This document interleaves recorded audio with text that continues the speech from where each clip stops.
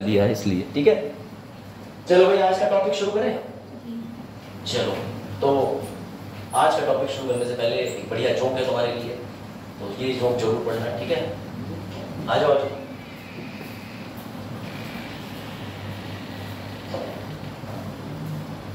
PDF V1 में खुल गया है। चलो हाँ, तो भाई छात्र और छात्राओं तुम्हारे लिए एक जोक है, इसको पढ़ो और एंजॉय करो। ठीक, पढ़ो। आलसी एवं वे छात्र जो कक्षा पहली बार आ रहे हैं या नोटिस आते हैं उनके लिए, ठीक है, शुरू मजबूरी में किया था, मजा आ रहा है, यही स्थिति हो गई होगी तुम्हारी। ठीक है, चलो भाई आज का जो टॉपिक है वो टॉपिक बड़ा इंटरेस्टिंग है, और उस टॉपिक से पहले समझ गए, नहीं देखा मिर्जापुर मत देख, उससे पहले तुम्हारे लिए एक बढ़िया जोक है जो आज तुम्हें समझ में आएगा। देखो, ये रहा मेरा चाइल्डहुड, ये रही मेरी मम्मी। अब बचपन में जब तुम अच्छे काम कोई भी करते थे तो तुम्हारे घर वाले तुम्हें हमेशा डिस्टर्ब करते थे। जब भी मैं टीवी देख रहा होता था, मम्मी हमेशा से जा बेटा धनिया लिया। अब धनिया लेके आने के बाद फिर टीवी देख रहा होता था, जा नमक लिया। ऐसा होता है तुम्हारे साथ भी? नहीं होता। मैं कभी भी किसी काम को करने में इंटरेस्टेड नहीं होता था, सिर्फ और सिर्फ पूरे दिन टीवी देखता था। हुआ ये कि एक दिन मैंने मम्मी से पैसे मांगे, तो मम्मी ने कहा गधे नालायक, आज तक तूने कोई काम करा है? जब भी तुझसे धनिया के लिए कहो तू टीवी देखता था, तो जब तूने अपना कोई भी जिम्मेदारी से रोल निभाया ही नहीं, तो फिर तूने सोच भी कैसे लिया मैं तुझे पैसे दे दूंगी? कंडीशन समझना। अब तुम्हारे दो चीज समझ में आई कि सर हमेशा अपनी जिम्मेदारियों से दूर भागते थे और हमेशा जाकर के मम्मी से पैसे मांगते थे। तो बेटा ये कोई छोटी मोटी कहानी नहीं है, ठीक है? तो सपना टूटा है, अब आगे देखते हैं क्या होगा। बेटा कुछ ऐसे ही हालात देश के हो गए थे जब देश में 25 जून 1975 को आपातकाल लगा। मेरी बात समझना, देश में 25 जून 1975 को आपातकाल लगा था। मैं तुम्हें सिर्फ 30 सेकंड में आपातकाल क्यों लगा था ये बता दूं, ताकि तुम्हें स्टोरी समझने में आसानी हो जाए। ठीक है, सभी जानते हैं कि हमारे देश के अंदर प्राइम मिनिस्टर कौन रह चुकी हैं? इंदिरा गांधी जी।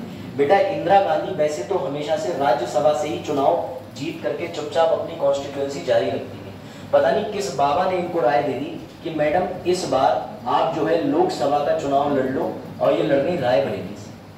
ठीक, रायबरेली से इनके खिलाफ में कौन खड़े हुए? तो भैया जेपी नारायण। जेपी नारायण के अगेंस्ट में चुनाव जीतना मैडम के लिए बहुत बड़ी बात थी। मैडम ने चुनाव जीता, लेकिन चुनाव जीतने के बाद जेपी नारायण ने मैडम के ऊपर कर दिया इलाहाबाद हाई कोर्ट में मुकदमा। कौन से हाई कोर्ट में? याद रखना, इलाहाबाद हाई कोर्ट में। मुकदमे में जज थे जगमोहन सिन्हा। जगमोहन सिन्हा ने साफ साफ आरोप लगाया कि मैडम इंदिरा गांधी, आपने अपने पुराने पीएम की कुर्सी का नाजायज फायदा उठाते हुए इस चुनाव को क्या करा है? टेम्पर करा है, छुआ छेड़ करी है इस चुनाव से, और आपने अपनी पूर्व में जो प्रधानमंत्री की गद्दी थी उसका फायदा उठाते हुए ये चुनाव जीता है। इसलिए हम आपके चुनाव को डिक्लेयर कर रहे हैं नल एंड वॉइड। जरा सोच के देखो कि देश में प्रधानमंत्री रही और मात्र इलाहाबाद हाई कोर्ट, छोटे से हाई कोर्ट के एक फैसले से हार जाएंगी। तो बेटा ये हार मैडम को स्वीकार नहीं हुई। और ध्यान रखना, 12 जून 1975 को फैसला आया था इलाहाबाद हाई कोर्ट का, और मैडम को साफ साफ हाई कोर्ट ने कह दिया था कि मैम आपके पास में 15 दिन है, 15 दिन का समय मिला था सुप्रीम कोर्ट में अपील करने के लिए, और मैडम से कह दिया था उसके बाद आप जो वर्तमान प्रधानमंत्री की पद पे बैठी हैं उससे आपको करना होगा रिजाइन। लेकिन बेटा मैडम तो मैडम है, और मैडम ने पढ़ रखा था हमारी पॉलिटी, और पॉलिटी के अंदर एक अध्याय आता है इमरजेंसी, चैप्टर 18 के अंदर। और मैडम ने क्या करा बेटा, रातों रात 2:35 पे उस समय के देश के राष्ट्रपति फखरुद्दीन अली अहमद को फोन करके साफ साफ इमरजेंसी लगवा दी, और अगले दिन 25 जून से लागू हो गई पूरे देश में आपातकाल की स्थिति। आपातकाल का मतलब समझ लीजिए, मैंने आपको सारे मौलिक अधिकार पढ़ाए, जितने मौलिक अधिकार होते हैं पहले सारे के सारे खत्म कर दिए जाते थे। बाद में आप देखेंगे कि मोरारजी देसाई की सरकार आएगी तो वो अनुच्छेद 20 और 21 को बचा लेगी और 19 का कुछ हिस्सा बचा लेगी, लेकिन पहले पूरे मौलिक अधिकार खत्म कर दिए जाते थे आपातकाल में, क्योंकि ये बात हो रही थी इमरजेंसी की। सभी को पता है फिर इमरजेंसी 25 जून से लागू हो गई, और 25 जून से लागू होने के बाद 21 मार्च को इमरजेंसी हटाई गई। ये करीब करीब 21 महीने का जो पीरियड था। मैंने आपको स्टोरी क्यों सुनाई तो समझिएगा, इस स्टोरी के पीछे कारण। आप में से कितने लोग ऐसे हैं जो ऋषिकेश गए? कोई है यहाँ पे? आप में से कितने लोग ऐसे हैं जो ट्रेन के ऊपर चढ़ गए थे अपने बचपन में? अब तो मत चढ़ना। या आप में से कितने लोग ऐसे हैं जो कहीं ऊंचाई से कूदते हैं तो पहली बार डर लगता है, फिर उस ऊंचाई पे चढ़ते हैं, फिर बार बार कूदते हैं, आपको मजा आने लगता है? बेटा कुछ ऐसा ही हो गया था। हुआ ये था कि जब देश में, मेरी बात ध्यान से समझिएगा, जब देश में इमरजेंसी लगी थी तो लोग बहुत ज्यादा दुख में आ गए थे। लोगों को लग रहा था हम देश में कैसे रहेंगे, कैसे जिएंगे, हमारे सारे मौलिक अधिकार बेटा छीन लिए गए, अब तो देश में काला शासन हो गया है। क्योंकि इंदिरा गांधी, सच में इंदिरा गांधी जी ने लोगों के ऊपर इतनी पाबंदी लगवाई थी। आज के टाइम में आप जो अटल बिहारी वाजपेयी जिनका स्वर्गवास हो गया, आडवाणी जिनको भारत रत्न घोषित करा है, इन सबको उठा करके जेल में डाल दिया और साफ साफ कह दिया था। इवन आपसे अगर आपके घर में दादाजी हो तो उनसे पूछिएगा, अगर वो सरकारी नौकरी में थे तो उनके सामने दो विकल्प रख दिए कि या तो नौकरी करो या नसबंदी करो, क्योंकि उस समय जनसंख्या नियंत्रण से बाहर हो गई थी। उन्होंने ऐसे ऐसे कीर्तिमान रच दिए थे कि मोदी जी तो अभी कुछ भी तुम्हें तानाशाह नहीं लगते, अगर इंदिरा गांधी जी होती तो तुम चौंक जाते कि वाह, ऐसी थोड़ी ना आयरन लेडी कहते हैं। हुआ ये कि पहले तो लोगों को दुख हुआ कि भैया आपातकाल शुरू हो गया, लेकिन धीरे धीरे 21 महीने का पीरियड था, अब लोगों को मजा आने लगा था आपातकाल। अब लोग डरते ही नहीं थे। अब तुम ये घर से सोचो कि कर्फ्यू लगा हो, जैसे कोविड था, कोविड के पहले महीने आप लोग कितना घबराए थे, अरे देश में संकट आ गया, अब तो सब मर जाएंगे, दूर रहो, अपने भाई से भी कह रहे हो दूर रहो। लेकिन 1 साल नहीं बीता होगा, 6 महीने नहीं बीते होंगे, लोग जो है कोविड तो छोड़ो, बिल्कुल मुंह में घुस के बतियाना शुरू कर दिए थे। फिर उनके अंदर से कोविड का डर निकल गया, जबकि कोविड अभी भी है। अभी हाल ही में अक्षय कुमार जो है वो कोविड से पॉजिटिव पाएगा, तो इसका मतलब कोविड तो कहीं ना कहीं है, लेकिन डर निकल जाता है जब कोई चीज लंबे समय तक खिंचती है। अब तुम्हारे टेस्ट में एक बार कम नंबर है, 2 बार आ जाए, फिर तुम ढीठ बन जाओगे, फिर तुम कहोगे हेड टेस्ट में आती है, और जो एक बार टॉप पे आ गया वो कहेगा नहीं मुझे मेंटेन रखना है। तो बेटा जब हुआ ये कि इस वजह से क्या हुआ कि लोग जो थे, मैं आपको फोटो दिखाता हूँ तब आप समझे, कनेक्ट कर पाएंगे। ये देखो, लोगों ने मैडम से क्या मांगना शुरू कर दिया कि मुझे अधिकार दो, अधिकार दो। कहने का मतलब कि लोग जो है वो अपने मौलिक अधिकार की मांग देश की प्रधानमंत्री से करने लगे। अच्छा मैं ये बता दूं कि आपातकाल के दौरान जो जिस पद पे है वो बना रहता है, क्योंकि उस समय देश की सारी शक्तियां यथायथ चलती हैं, कोई भी नया राष्ट्रपति या नया प्रधानमंत्री चुन के नहीं आता। मैडम ने अपने आप को लॉक कर लिया और चुनाव में इन्होंने इतने बड़े बड़े संशोधन कर लिए कि इन्होंने ये तक तय कर लिया था कि एक प्रधानमंत्री का कार्यकाल 6 साल का होगा, न कि 5 साल का। इन्होंने ये हरकत करी थी। अब सुनिए ध्यान से, लोगों को आपातकाल शुरू में एक सजा लगी, बाद में मजा लगी। अब लोग क्या करते, जब भी मैडम कहीं पे स्पीच देने जाती तो लोग कहने लगते मौलिक अधिकार दो, समानता का अधिकार दो, हमें बोलने की आजादी दो। मैडम इन सब बातों से बड़ा दुखी होने लगे। प्रैक्टिकली समझना, मैडम को गुस्सा आने लगा कि ये लोग रोज रोज मुझसे फंडामेंटल राइट मांगते हैं, क्योंकि मैंने इमरजेंसी में सारे मौलिक अधिकार क्या कर रखे हैं, अभी मैंने स्थगित कर रखे, रोक रखे। मैडम को बड़ा गुस्सा आया। मैडम ने उस समय देश के रक्षा मंत्री थे जिनका नाम था स्वर्ण सिंह। मैडम ने स्वर्ण सिंह, जो कि मैडम के बहुत खास थे, ये देखिएगा, स्वर्ण सिंह जो थे, क्योंकि आपको पता होना चाहिए कि हमारे देश के अंदर एक नियम है कि प्रधानमंत्री के पास कैबिनेट होती है, उसमें वो अपने बहुत महत्वपूर्ण मंत्रियों को जगह देते हैं। तो उस समय इंदिरा गांधी के कैबिनेट का एक प्रमुख हिस्सा थे जिनका नाम था सरदार स्वर्ण सिंह। सरदार स्वर्ण सिंह को मैडम ने बुला के कहा कि ये क्या लॉलीपॉप दे रखा है, जब भी मैं कहीं भाषण देने जाऊं गरीबी हटाओ, लोग कहते हैं मौलिक अधिकार दो, मौलिक अधिकार दो। जब भी मैं कहती हूँ देश के अंदर तरक्की करेंगे, मौलिक अधिकार दो। तो स्वर्ण सिंह से मैडम ने कहा कि कुछ ऐसा तरीका बताओ जिससे जब लोग मुझसे मौलिक अधिकार मांगे तो मैं बदले में कहूँ तुमने देश के लिए किया ही क्या। तो स्वर्ण Singh came with the brilliant idea. स्वर्ण सिंह से कहा मैडम मेरे पास एक गोल्डन आइडिया है और अब हम शुरू कर देते हैं देश के अंदर अपना नया चैप्टर जिसका नाम है मौलिक कर्तव्य। डालो हेडिंग और लिखना मेरे साथ शुरू करो, मौलिक कर्तव्य, हेडिंग डालो, फंडामेंटल ड्यूटीज। आई थिंक आपको हमने यहाँ पे हेडिंग डाल लेना, हमने अभी बैकग्राउंड समझा। इस बैकग्राउंड में आपके नोट्स भी बनवा दे रहा हूँ हैंड टू हैंड। बैकग्राउंड में यहाँ पर ऐसे करके लिखिए कि 25 जून 1975 को देश में आपातकाल घोषित करा। ये आंतरिक आपातकाल था। जिन्हें आंतरिक, बाह्य और इमरजेंसी के बारे में नहीं पता, जब आगे चल के लेक्चर्स पढ़ेंगे तो मैं बताऊंगा आपातकाल 3 प्रकार का होता है, वो आपातकाल में समझेंगे। बेटा मैडम ने घोषित करा आपातकाल। इस आपातकाल के चलते हुआ ये कि लोगों के फंडामेंटल राइट्स स्थगित कर दिए गए। मैंने ये नहीं कहा कि संविधान से खत्म, स्थगित और खत्म करने में अर्थ है, क्योंकि इमरजेंसी में उन्होंने फंडामेंटल राइट्स रोक दिए, स्थगित कर दिए, लेकिन खत्म नहीं कर सकते मौलिक अधिकार, ये ध्यान रखना। जब उन्होंने मौलिक अधिकार रोक दिए, स्थगित कर दिए, हुआ ये कि लोग मांगने लगे फंडामेंटल राइट्स, हमें दो। फंडामेंटल राइट्स की आ गई बेटा डिमांड, और इस डिमांड के रिटेलिएशन में, विरोध में मैडम ने किसको ऑर्डर दिया, तो नाम लिखिएगा स्वर्ण सिंह। स्वर्ण सिंह समिति बनाई गई बेटा 3 लोगों की, और इस समिति की सलाह पर याद रखिएगा संशोधन के माध्यम से डाले गए।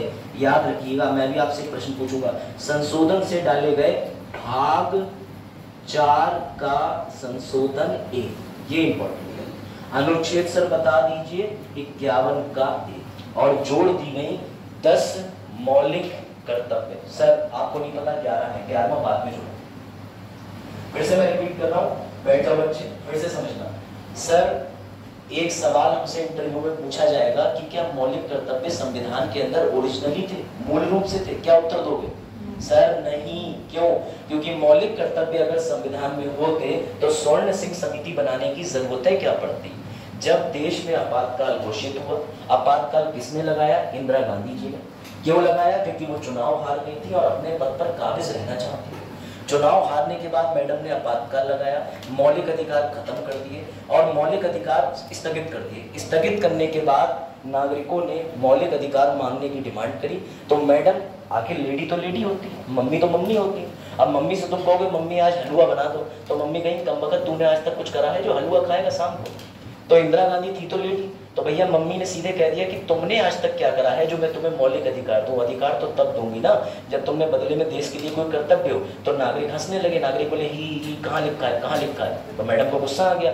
मैडम ने स्वर्ण सिंह से कह करके संविधान में संशोधन करा के, कौन सा संशोधन कराया? 42वां संविधान संशोधन। ये भी कौन सा संविधान संशोधन कराया बच्चों? तो 42वां 42nd कॉन्स्टिट्यूशनल अमेंडमेंट। सर कब कराया? 1976 में। और क्या डाल दिया इसमें बेटा? इसमें डाल दिया मौलिक कर्तव्य। इसे और भी अच्छी भाषा में मूल कर्तव्य भी कहते हैं। बात आई समझ में? लेकिन मैडम ने ये जो ओरिजिनली डाले हैं ये स्वर्ण सिंह के कहने पे नहीं डाले। स्वर्ण सिंह को एक जरिया बनाया कि तुम्हारे कहने पे मैं ऐसा कुछ जोड़ रही हूँ, जबकि उस समय देश के अंदर एक और कहानी चल रही थी। अब मैं तुम्हें मिलवाता हूँ रसिया से, क्योंकि तुम्हें पता होगा कि मौलिक कर्तव्य अपने कहां से लिए? यूएसएसआर से, रूस से लिए। लेकिन लिए क्यों? तो समझो। हुआ ये, ठीक है, एडजस्ट कर लेना अभी, बस ये रफ मैप है, ठीक, थोड़ी देर के लिए ऐसी समझ लीजिए, विद रिस्पेक्ट रफ मैप है। आपको पता होना चाहिए कि एक गंदा देश हमारे बगल में अब भी बैठा है। बेटा जब देश का विभाजन हुआ था ना, तो लोग कहते हैं कि एक पाकिस्तान था एक इंडिया था। गलत, 2 पाकिस्तान बने थे बेटा। इसे कहते हैं वेस्ट पाकिस्तान, समझ लेना। और इस हिस्से को यहाँ कहीं पे क्या कहते हैं? ईस्ट पाकिस्तान। ये ज्यादा हिस्सा ऊपर चला गया, बांग्लादेश दिखाना चाहूंगा, ठीक है, ईस्ट पाकिस्तान। प्लानिंग ये थी हमारे बगल के गरीब देश पाकिस्तान की कि हमें भारत तो आधा मिला नहीं, लेकिन जब भी हम युद्ध करेंगे आधा भारत काट देंगे, इतना हम ले उड़ेंगे, कश्मीर दिल्ली सब हमारे हिस्से में आ जाएगा। अब इंडिया की जो प्राइम मिनिस्टर थी उनके दिमाग में डर तो था कि अगर ये डर था ये और ये जब तक बने रहे तब तक कि इंडिया सरवाइव नहीं कर पाएगी। तो उस समय देश की प्रधानमंत्री क्या कर रही थी? यहाँ पे जो रहते थे उनको बेटा नाम था बंगाली मुसलमान, याद रखना, बंगाली मुस्लिम। यहाँ सर कौन से मुस्लिम रहते थे? सर इसको लेके एक मूवी भी बनी हुई है। एग्जैक्टली आप ठीक करी, सैम मानिक शॉ की मूवी भी बनी है कि हाल ही में आई। तो बेटा एक तरफ बंगाली मुसलमान रहते थे, एक तरफ पंजाबी। अब तुम्हें क्या लगता है कि मोहम्मदन भाइयों में एकता है? लो सुन लो एकता। ये वाले जो थे ये इनसे इतनी नफरत करते थे कि ये कहते थे इनकी नस्ल का तब तक बलात्कार करो जब तक कि बंगाली मुसलमान की नस्ल खत्म होकर पंजाबी ना पैदा हो जाए। असल में बंगाली मुसलमान दिखने में थोड़े छोटे कद के होते थे, कॉम्प्लेक्शन डार्क होता था। पंजाबी मुसलमान होते थे पठान, लंबे चौड़े। तो ये मानते थे कि असली इस्लाम के दावेदार हम ही हैं, ठीक है, ये बात ध्यान से समझना। यहीं पर बेटा क्या हुआ कि हमारी इंडिया का, आपको पता होना चाहिए, पश्चिम बंगाल का भी प्रांत है और भी प्रांत है। हमारी इंडिया इन पे होते हुए अत्याचार देखती थी। ये वाले पाकिस्तानी जब भी कुछ होता था यहाँ अत्याचार करते थे। तो इंडिया के अंदर भावना थी कि हम इन मुसलमानों को एक ना एक दिन अत्याचार से बचाएंगे। हुआ ये कि चुपके चुपके इंडिया ने बेटा मुक्ति वाहिनी नामक जो एक दल है उसका यहाँ पर दल का उदय करा दिया। और उदय कराने में ये हुआ कि इसने पूरी तरीके से बांग्लादेश के युद्ध में साथ दिया। किसका साथ दिया? तो आप समझ लो। होता ये है कि इधर वाले पाकिस्तान और एक पाकिस्तान इधर, इन दोनों जगह पे होते हैं चुनाव। ये चुनाव होते हैं 313 सीटों पे। मजे की बात यह है कि पाकिस्तान और इस पाकिस्तान का पीएम एक ही रहेगा, यानी प्रधानमंत्री एक ही रहेगा, क्योंकि ये दोनों एक ही प्रांत माने जाते थे। दिक्कत ये हो गई, यहां से एक व्यक्ति था शेख मुजीबुर रहमान, जिनकी वर्तमान बांग्लादेश की पीएम इस समय बेटी है, जिनका नाम है शेख हसीना। ये इन्हीं फ्रीडम फाइटर की बेटी है। हुआ ये कि ये चुनाव जीत गए। अब जब चुनाव जीत गए तो इन पंजाबी वालों को लग गया बुरा, बोले अरे हमारा प्रधानमंत्री कोई बंगाली मुसलमान होगा, ऐसा तो हम होने नहीं देंगे। इन्होंने यहाँ पर शुरू कर दिया युद्ध। ये बात है 1971 की। अब जब 1971 की बात थी तो समस्या ये हो गई कि बेटा उन दिनों इंडिया अपनी खुद की प्रॉब्लम झेल रहा था, ठीक है, समझना। इंडिया की खुद की प्रॉब्लम ये थी कि इंडिया खुद ही अपने आप को मजबूत करने में लगा हुआ था। ऐसे में उस समय देश के अंदर एक चीफ मार्शल था जो जबरदस्त था, उसका नाम था सैम मानिक शॉ, सम्मान के साथ लेना चाहिए, ऑनरेबल, ठीक। हुआ ये कि इंडिया में इंदिरा गांधी जी ने पूरा मन बना लिया कि अब हम इधर वाले जो बंगाली मुसलमान हैं इनकी मदद करेंगे इन वाले क्षेत्र में। तो सैम मानिक शॉ की पूरी पिक्चर सिर्फ एक ही डायलॉग पे निर्भर है। वो मैडम से कहते हैं कि मैडम ये वॉर लड़ने के लिए तैयार नहीं है, क्यों? तो उन्होंने प्रैक्टिकल बजा दी, बोले मैडम हम यहाँ से लड़ लेंगे, हम यहाँ से लड़ लेंगे, हम यहाँ से लड़ लेंगे, लेकिन आपको नहीं पता कि इस पाकिस्तान की मदद करने के लिए कौन बैठा है? चाइना। और अगर चाइना ने हमारे ऊपर अटैक कर दिया तो हमारा देश अभी इतना सक्षम नहीं है कि चीन से अटैक कर लेगा। इसी वजह से बेटा 1971 में इंदिरा गांधी जी ने एक पिता को चुना और जिस पिता का नाम था उस समय पे यूएसएसआर, जो बाद में 15 टुकड़े होने के बाद क्या बन गया? रशिया। कहानी आई समझ? और जैसे ही हमने रशिया को चुना चीन दबाव में आ गया और हमने तुरंत ही बांग्लादेश को आजाद कर दिया। इसलिए 1971 में बोलते हैं बांग्लादेश लिबरेशन वॉर। हमने नया देश बनाना इसलिए बेहतर समझा क्योंकि अगर हमने अपने अंदर अधिकृत कर लेते तो उन्हें लगता कि तुम तो अपने फायदे के लिए युद्ध लड़ रहे हो। हमने ये पहले ही वादा कर दिया था कि जब ऐसा युद्ध होगा तो हम तुम्हें अलग देश प्रदान कर देंगे। ये आईआर का विषय है, थोड़ा सा ज्ञान मैंने तुम्हें दिया। अब रशिया कैसा देश है ये भी समझ लो। रशिया देश है कम्युनिस्ट, यानी कि यहाँ पर जो सरकार होती है वो सभी संसाधनों पे नियंत्रण कर लेती है और धीरे धीरे प्रजा में बांटती है। ऐसे देशों को कई बार इस तरीके की उपाधि में भी रखा जाता है, सोशलिस्ट समाजवादी। अब जब 1971 में रसिया हमारा दोस्त बना, मैडम देश की प्रधानमंत्री थी, मैडम को इस देश का संविधान समझने का, पढ़ने का मौका मिला। तो जब मैडम ने इस देश के संविधान को अच्छे से समझा तभी तुम देखते होगे कि 1976 के दौरान 42वां संविधान संशोधन करा तो प्रस्तावना में 3 शब्द डाल दिए थे, जिनमें से एक शब्द क्या था? सोशलिस्ट। समझ आया? ये हमने रशिया के प्रभाव में उन्हें दोस्ती के गिफ्ट के रूप में दिया था। अब एक और समझ लेना, आखिरी बात, फिर फंडामेंटल ड्यूटी पे एंटर करते हैं। जितने भी ऐसे देश होते हैं जो समाजवादी होते हैं उनके यहाँ प्रत्येक नागरिक को उसके कुछ कर्तव्य बताए जाते हैं। और जब ऐसे कर्तव्य के बारे में इंदिरा गांधी जी ने पढ़ा तो वो इतना प्रभावित हुई रशिया के संविधान से कि उन्होंने फैसला लिया कि हम भी भारत के अंदर कुछ ऐसी मौलिक ड्यूटी बनाएंगे जो कि संशोधन के माध्यम से डाली गई। लेकिन मैडम के इस संशोधन को डालने का स्रोत क्या था? तो वो था यूएसएसआर। अब आई बात समझ में या नहीं? ये पूरी स्टोरी है, पूरा बैकग्राउंड है कि रशिया से हमने मौलिक कर्तव्य क्यों लिए। बताओ बताओ बताओ। जब तक आपको कंसेप्ट क्लियरिटी नहीं होगी आप यूपीएससी को नहीं समझेंगे। ये लोग, हम लोग वनडे एग्जाम में पढ़ लेते हैं कि हमने रशिया से ले लिया था। आपने पढ़ा होगा फंडामेंटल ड्यूटी से कहां से लिया? तो यूएसएसआर से लिया। यूएसएसआर की भी छोटी सी स्टोरी है। ये 25 दिसंबर 1991 को टूट के 15 टुकड़े बन गए। इसमें से जो सबसे बड़ा टुकड़ा था उसे रशिया कहा जाता है। ये स्टोरी किसी और ने समझे।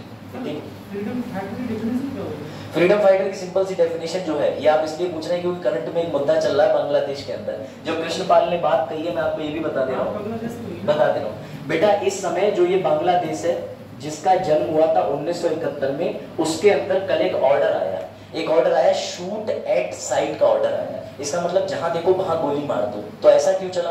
तो बेटा बांग्लादेश के अंदर आरक्षण को लेकर लड़ाई चल रही है। आरक्षण को लेकर इसलिए लड़ाई चल रही है कि बांग्लादेश में सरकारी नौकरियों में इतने % आरक्षण है। अब विवाद ये हो गया है कि इसमें से भी 30% आरक्षण इन्होंने देने की घोषणा कर दी है फ्रीडम फाइटर को। और फ्रीडम फाइटर भी शेख हसीना किसे मान रही है? जो इनके पापा की बांग्लादेशी आवामी लीग के सदस्य हैं। अब जरा तुम सोचो कि आज के समय में तुम 18 साल के हो गए, तुमने बीजेपी की सदस्यता ली और तुम अपने आप से आडवाणी जी को जो कोटा मिलेगा फ्रीडम फाइटर को वो तुम्हें मिल जाए। कितना गलत है ये बात। तो बांग्लादेश में इसको लेकर इस समय वर्तमान में हिंसा चल रही है। बात आई समझ? इंडिया में इसमें कोई इंपैक्ट नहीं पड़ेगा।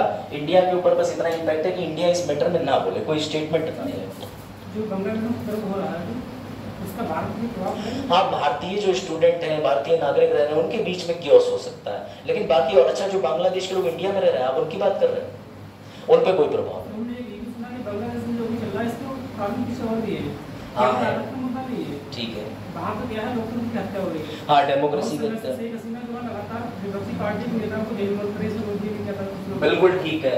ये भी एक कहने की वजह है कि वहाँ पे इतना आंदोलन हो रहा है। जो चीज रशिया में हो रही है, अमेरिका में हो रही है, वही बांग्लादेश में भी होना शुरू हो गई, रूस में भी सेम चीज है, चीन में भी सेम चीज है, ये बिल्कुल ठीक तक दे रहे हैं। चलो भाई आगे मौलिक कर्तव्य पे आ जाए। यहाँ तक किसी को कोई डाउट हो तो बताओ। नोट तुम्हारे बन जाने चाहिए कि सर किसमें जोड़ा गया, 51A में। बेटा ये वर्ड लिख लेना कि ओरिजिनली इंदिरा गांधी जी ने कितनी ड्यूटी जोड़ी थी, 10, और बाद में हमने एक जोड़ी 11। ये 11वीं कब जोड़ी गई, तो मैं आपको बता दे रहा हूँ, 86वां संविधान संशोधन 2002।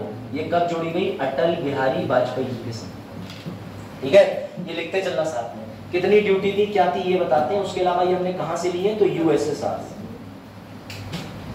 क्यों लिए, क्योंकि यूएसएसआर एक कम्युनिस्ट देश है, वहां पे सोशलिस्ट के प्रिंसिपल चलते हैं, उस देश से हम पे प्रभाव पड़ा था।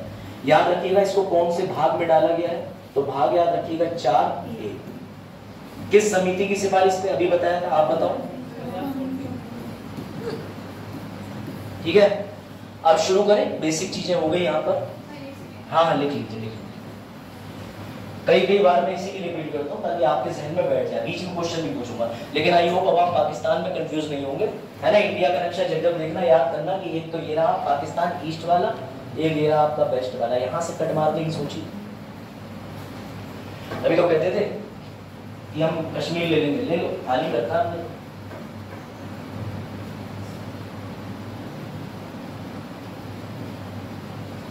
तुम लोगों को तो पता नहीं, 12th में हम लोग एक वो चलाते थे मीम, है ना, दूध मांगो खीर देंगे, कश्मीर मांगो चीर देंगे। ये हर बच्चे ने गाया, हर बच्चे ने, हर बच्चा इतना फालतू होता था, ये गाता था। तो देश प्रेम की भावना, है ना। चलो भाई शुरू करें। ठीक है, अब मैं तुम्हें ये बता देता हूं कि मौलिक कर्तव्य इस समय 10+1 है। हमेशा इसको 10+1 लिखना। क्यों, अगर तुम डायरेक्टली 11 बोलोगे तो तुम्हारी आदत पड़ जाएगी। इंटरव्यू में एक बच्चे से पूछा कि संविधान के अंदर मौलिक कर्तव्य कितने हैं, उसने कहा 11। तो उससे कहा 11 की 11 कर्तव्य बताइए। फिर उससे ये पूछा कि आखिरी कर्तव्य कब जोड़ा है। तो ये बात मेरी याद रखना, एक तो प्रस्तावना और दूसरा मौलिक कर्तव्य तुम्हें कंठस्थ होने चाहिए। अगर तुम्हें ये रटे हुए नहीं है तो फिर समझ लेना कि ना तो तुम कहीं पे इसका वर्णन कर पाओगे ना इंटरव्यू के दौरान, क्योंकि तुमसे सीधे पूछेंगे कि अभी कोविड आया तो कोविड में तुम अपने कर्तव्य बताओ। अगर तुम कोविड के दौरान कर्तव्य बताओगे तो इसे तो कोट करोगे ना। अब तुम्हें पता ही नहीं कर्तव्य क्या है तो कहां से बताओगे। तो इसलिए ये बात ध्यान रखना कि 10+1 है। 10 कैसे थे, ओरिजिनल। 1 कैसे डाला गया, संशोधन। अब ये 10 ओरिजिनल का मतलब ये नहीं कि ये ओरिजिनली प्रिंट कर दिए, बेटा ये भी 42वें संविधान संशोधन से डाले गए। ठीक है, चलो भाई कौन से कर्तव्य है, ये इस पे बात करते हैं। ये रहे कर्तव्य। अब अभी आपको नहीं दिख रहा होगा तो मैं इस तरीके से शो कर देता हूँ। ये रहे, ठीक है, इसको पढ़िए। अब मैं आपको इनके बारे में कुछ खास बात बता दूं, वो भी नोट कर लीजिए 2 लाइन में। मौलिक कर्तव्य केवल नागरिकों के लिए प्रयोग करे जाएंगे। लिखो, मौलिक कर्तव्य केवल नागरिकों के लिए प्रयोग करे जाएंगे। सर अमेरिका से मामा आके बोले मैं अमेरिका का नागरिक हूं, मुझे भी मौलिक कर्तव्य करने हैं, तो बेटा सरकार भगा देगी, क्योंकि ये सिर्फ किसके लिए मिलते हैं, भारत के नागरिकों हेतु। लिख लो, मैं लिखवा देता हूं। अगला प्रश्न बन रहा है जो कि बहुत आसान है। क्या मौलिक कर्तव्य संशोधन द्वारा बदले जा सकते हैं? हाँ, लिखो उनमें संशोधन किया जा सकता है। सबसे पहला पॉइंट है कि नागरिकों हेतु, ठीक है, इंग्लिश वालों ओनली फॉर सिटीजन्स। दूसरा, संशोधन किया जा सकता है। तीसरा, क्या इन्हें लागू किया जा सकता है? बिल्कुल सर, इनको डीपीएसपी की तरह लागू किया जा सकता है। सर डीपीएसपी कैसे लागू हो रहे थे? तो बेटा कानून या विधि बनाकर। अभी जो पहला मौलिक कर्तव्य शुरू करेंगे ना, उसमें तुम्हारी भारतीय भावनाएं आहत करूंगा मैं। झंडा फहराने के ऊपर प्रश्न आएगा, बड़ा अच्छा, बहुत बढ़िया है। चौथा लिख लीजिए, सर क्या हम इनको लेके न्यायालय जा सकते हैं? कौन बताएगा? नहीं बेटा, सिर्फ मौलिक अधिकार को लेकर न्यायालय जा सकते हो, इसलिए उन्हें अंग्रेजी में कहते हैं जस्टिफिशिएबल। बाकी जिसको न्यायालय नहीं ले जा सकते उसे गैर न्यायोचित कहते हैं या नॉन जस्टिफिशिएबल या नॉन जस्टिसिएबल कहते हैं। तो इन्हें हम न्यायालय नहीं ले जा सकते, नहीं, पर सर अगर कोई विधि बनी है तो उस विधि को न्यायालय ले जा सकते हैं। ये ध्यान नोट करते चलिए। किस देश से लिए हमने बेटा बताओ? क्या बताओ? उर्मेश कौन से देश से लिए? रोज गुड। बताओ भैया रशिया का भारत पे क्या प्रभाव था? रशिया ने हमारी मदद करी कोई? हाँ सर करी थी, चाइना के दबाव में हमने मदद की थी। बताइए कितनी ड्यूटी है ओरिजिनली? 10। टोटल कितनी है? 11। टोटल कितनी है? कौन से भाग में है मौलिक कर्तव्य? ठीक। अनुच्छेद 14 क्या कहता है? समानता। यही होता है, इंटरव्यू में करते करते घुमा देते हैं। चलो भैया आप बताओ मौलिक कर्तव्य जो है अमेरिका के नागरिक को मिल जाएंगे भारत? No, very good. हाँ भाई तो ये बताओ मौलिक कर्तव्य न्यायालय लेके चलना कितने लोग मिल डालने को तैयार होती होंगे? हाँ गुड। चलो भाई इधर वाला ग्रुप बताओ, तुम अकेले ही हो इनमें? कन्या और वो कैसा होता है? कन्या सब लागू बैठता है और बैठता है वो यार, ठीक। तो भैया तुम बताओ क्या टीपीएसपी और मौलिक कर्तव्य एक है? नहीं। क्या भारत के अंदर मौलिक कर्तव्य संविधान छापने के साथ छाप दिए थे या संशोधन द्वारा लाए गए? बोलो, बोले मत देखो। संशोधन द्वारा। कौन सा संशोधन? जल्दी कौन सा? 41 42 कौन लाया था 42वां संविधान संशोधन? इंदिरा गांधी की मोरारजी देसाई? इंदिरा गांधी। मोरारजी देसाई कौन सा लाए थे? 44वां। कम लोग हो, बुद्धि ज्यादा चलाओ। ले भैया अब तुम्हारे लिए पहला कर्तव्य आता है, लेकिन एक चीज और लिख लो, कर्तव्य भी 2 प्रकार के होते हैं। अब आप कहोगे कैसे कर्तव्य? सर कुछ कर्तव्य होते हैं नैतिक, मानो या ना मानो। मम्मी ने तुमसे कहा चोरी मत करना स्कूल में जाके, पर फिर भी तुम चोरी कर रहे हो, तो ये तुम्हारी नैतिकता है, ईश्वर देख रहा है। भले ही तुमने पेंसिल रबड़ या पेन चुराया हो, चोरी तो चोरी होती। दूसरे किस प्रकार के होते हैं? तो दूसरे लिख दो नागरिक के लिए होते हैं, जिन्हें कहते हैं सिविल, और इसे अंग्रेजी में कहते हैं मॉरल। ये कर्तव्य कैसे हैं? तो बेटा ये कर्तव्य ऐसे हैं कि हर नागरिक को अपने देश के जो स्वतंत्रता सेनानी हैं उनका सम्मान करना चाहिए। अब तुम अपमान कर दो जाके, कोई तुम्हारा कुछ उखाड़ लेगा। गांधी जी से कितने लोग नफरत करते हैं, नेहरू जी से कितने लोग नफरत करते हैं, लेकिन तुम्हें जेल हुई कभी? नहीं हुई। कुछ बच्चे यहीं बैठे हैं जो कह देंगे सर नेहरू जी की मृत्यु यौन रोग से हुई थी, नेहरू बहुत बड़े ये थे, लेडी माउंटबेटन से उनके रिश्ते चलते थे, गांधी जी बेचारे मर गए, देश को अहिंसा का पाठ पढ़ाते, गांधी जी गद्दार थे, ये टीवी में सुनने को मिलता है। शहीद भगत सिंह का सम्मान करते हो, नहीं मनाओ जयंती उनकी 28 सितंबर को, कोई रोक लेगा क्या तुमसे? नहीं रोकेगा। तो समझो बात को कि कुछ ड्यूटी ऐसी होती है जिन पर तुम्हारे लिए कोई सजा नहीं है, लेकिन कुछ कर्तव्य मैडम ने ऐसे बनाए जिनको उन्होंने विधि बना दिया।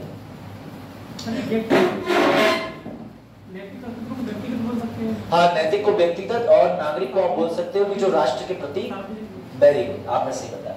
चलो भैया तो पहला मौलिक कर्तव्य लिखते हैं अंग्रेजी वालों, याद रखना मैं 3 तरीके से लिखूंगा, तुम्हारे लिए हिंदी में आ और हिंदी वालों के लिए का, यानी मैं बता दे रहा हूं कैसे।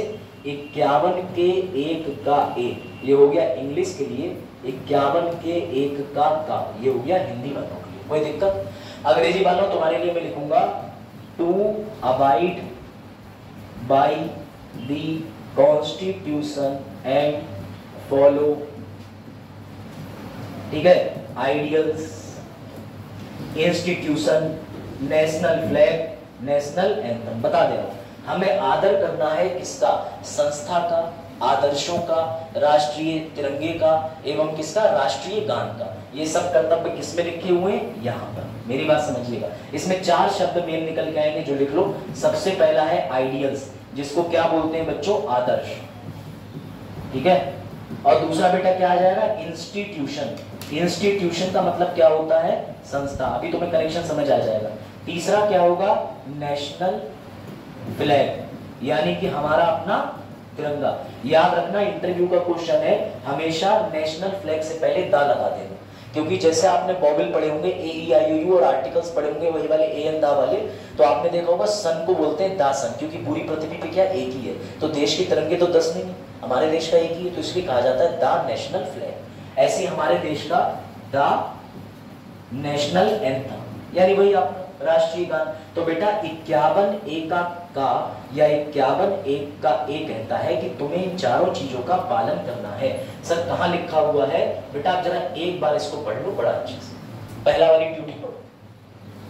और तुम्हें ये समझ आ जाएगा कि इस मास्टर ने कितने अच्छे से रटे हैं। अभी भी तुम्हें याद रखने हैं, मुझे भी याद रखना है, तुम्हें पढ़ो।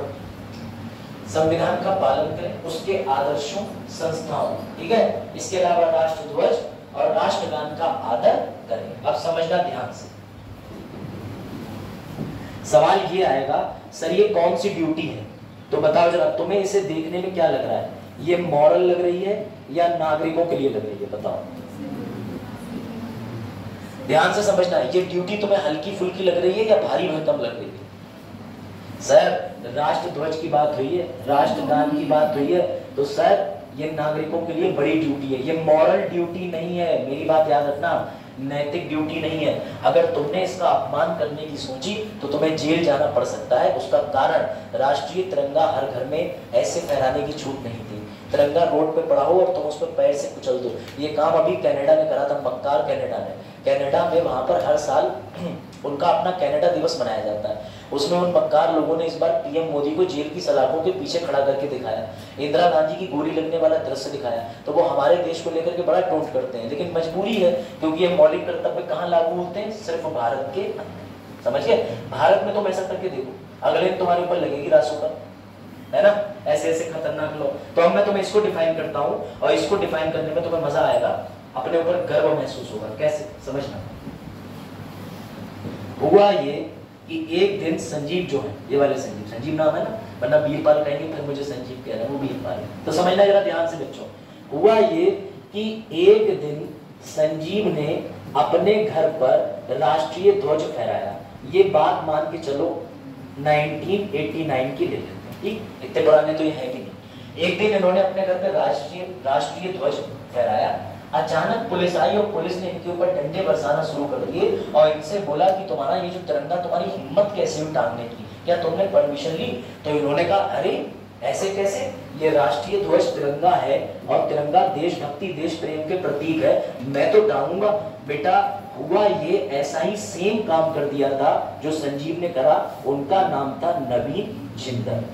ये भारत के जाने माने उद्योगपति हैं, सांसद भी रहे। इनका नाम नवीन जिंदल है। जिंदल स्टील की कंपनी है। बेटा नवीन जिंदल ने अपनी फैक्ट्री पर एक तिरंगा लगाया, इस तिरंगे को उतार के फेंक दिया। जब इस तिरंगे को उतार के फेंक दिया तो इनको गुस्सा आ गई और ये कहां चले गए, सुप्रीम कोर्ट। और सुप्रीम कोर्ट में जाके बोले कि मेरा अनुच्छेद 19(1)(a जो किस बात की आजादी देता है, अभिव्यक्ति की आजादी। आपको याद आ रहा होगा, स्पीच एंड एक्सप्रेशन। और इन्होंने कहा कि मैं अपना राष्ट्र प्रेम एक्सप्रेस करना चाहता हूं तो मुझे नहीं रोक सकते। बेटा तब सुप्रीम कोर्ट में विपक्ष के तर्क आए कि भारत के अंदर एक फ्लैग कोड होता है, ठीक है, झंडा नियमावली 2000 को।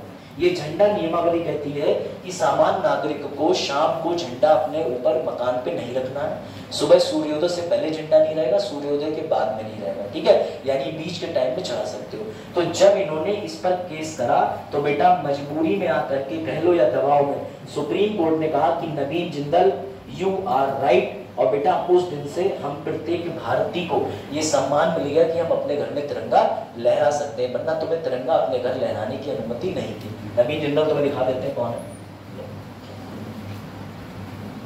ये याद रखना, ऐसे ही नहीं देश का संविधान पढ़ना पड़ता है। देयर इज अ लॉ, और लॉ को समझने के लिए तुम्हें हर चीज समझनी पड़ेगी। चेरिश बाय द आइडियल्स, हाँ ये पहला वाला है, ठीक है।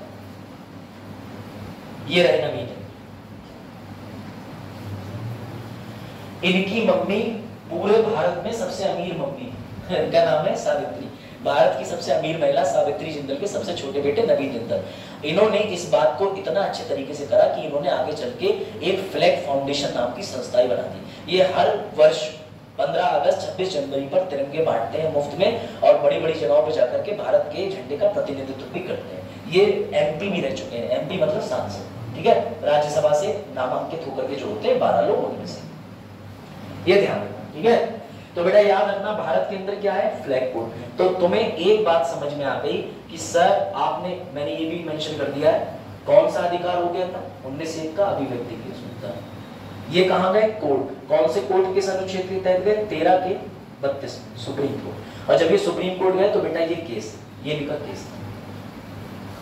1989 की घटना थी, 95 में केस का निर्णय आया था, आर्टिकल 226 और 32 के तहत ये गए थे, ये नवीन जिंदल केस के। चलो अब आ जाओ दूसरे वाले पे, पढ़ो जरा इसे। सेकंड वाला पढ़िएगा, पढ़िए, सामने लिखा है, क्या लिखा है? हाँ, टू चेरिश एंड फॉलो, स्वतंत्रता के लिए हमारे राष्ट्रीय आंदोलन को प्रेरित करने वाले उच्च आदर्शों को हृदय में संजोए रखें, उनका पालन करें। सर हमारे यहाँ पर 26 जनवरी मनाई गई थी, हम छुट्टी मार गए, तो तुम्हें जेल हो रही है क्या? नहीं, लेकिन राष्ट्रीय ध्वज को लेकर मुकदमा करा जा सकता है, जेल जाया जा सकता है, जेल करी जा सकती है। तो याद रखना ये नैतिक जिम्मेदारी, ये सिर्फ ये बताता है कि महात्मा गांधी, अंबेडकर जी का सम्मान करो, लेकिन जबरदस्ती दूसरों से नहीं करा सकते। मेरे आपके विचार अलग अलग हो सकते हैं, फ्रीडम स्ट्रगल को लेके मैं आपसे जबरदस्ती नहीं करा सकता पालन। बात आई समझ में? तो बेटा याद रखना, मार्क करके चलो, अपनी कॉपी के अंदर एक चीज लिख लीजिए, मेंशन कर लीजिए, ठीक है? और ध्यान इधर ही देना, लिखो पहला वाला और इसके आगे लिख लो लॉ, और दूसरा वाला लिखो, इसके आगे लिख लो मॉरल, नैतिकता। अगर दो पेन अलग अलग है तो अलग से लिख लेना।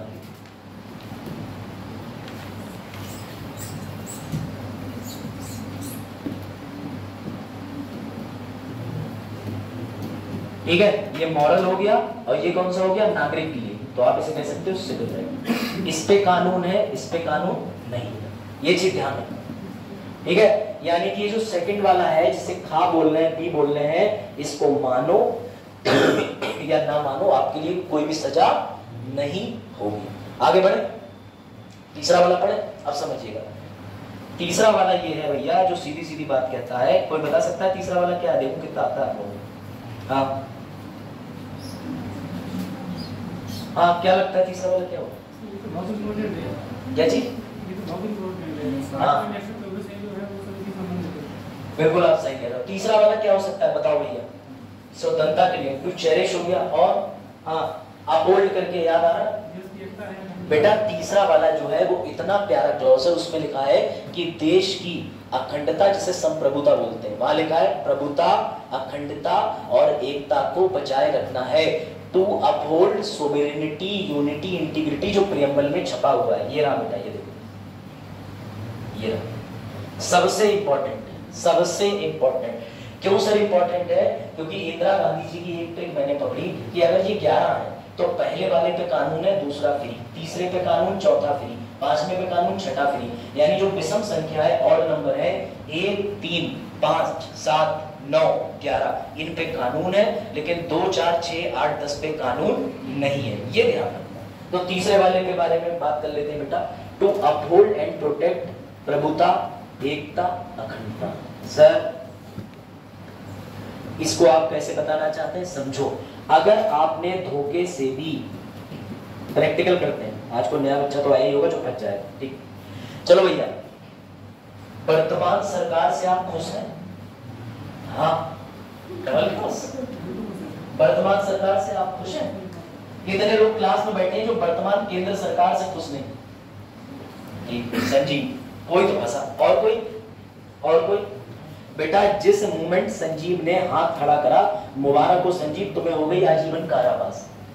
आजीवन कारावास का मतलब कि धारा 124 से बेटा जो भारतीय दंड संहिता में राजद्रोह को दर्शाता है, वो यही बात कहता है कि अगर तुमने देश की प्रभुता, अखंडता, एकता पर किसी भी तरीके से, चाहे तुम सांकेतिक तौर पे दो, मौखिक तौर पे दो, लिखित तौर पे दो, तो तुम्हें आजीवन कारावास हो जाएगी। इतना कठोर नियम बना हुआ है, तो ये तुम्हें सिर्फ ड्यूटी दिख रही है। इंदिरा गांधी ने क्या नियम बनाए थे, क्या कर्तव्य बनाए थे कि नागरिकों से तो कहूंगी आओ कर्तव्य खेले, कर्तव्य में चले जाओगे आजीवन।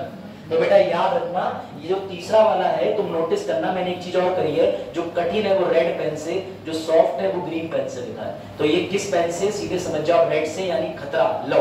और तो और ये तो छोटा कानून है, UAP, unlawful activity prevention act, ऐसी गैर कानूनी गतिविधि निवारण अधिनियम, एनएसए, जिसे मैं रासुका बोलता हूँ, राष्ट्रीय सुरक्षा अधिनियम।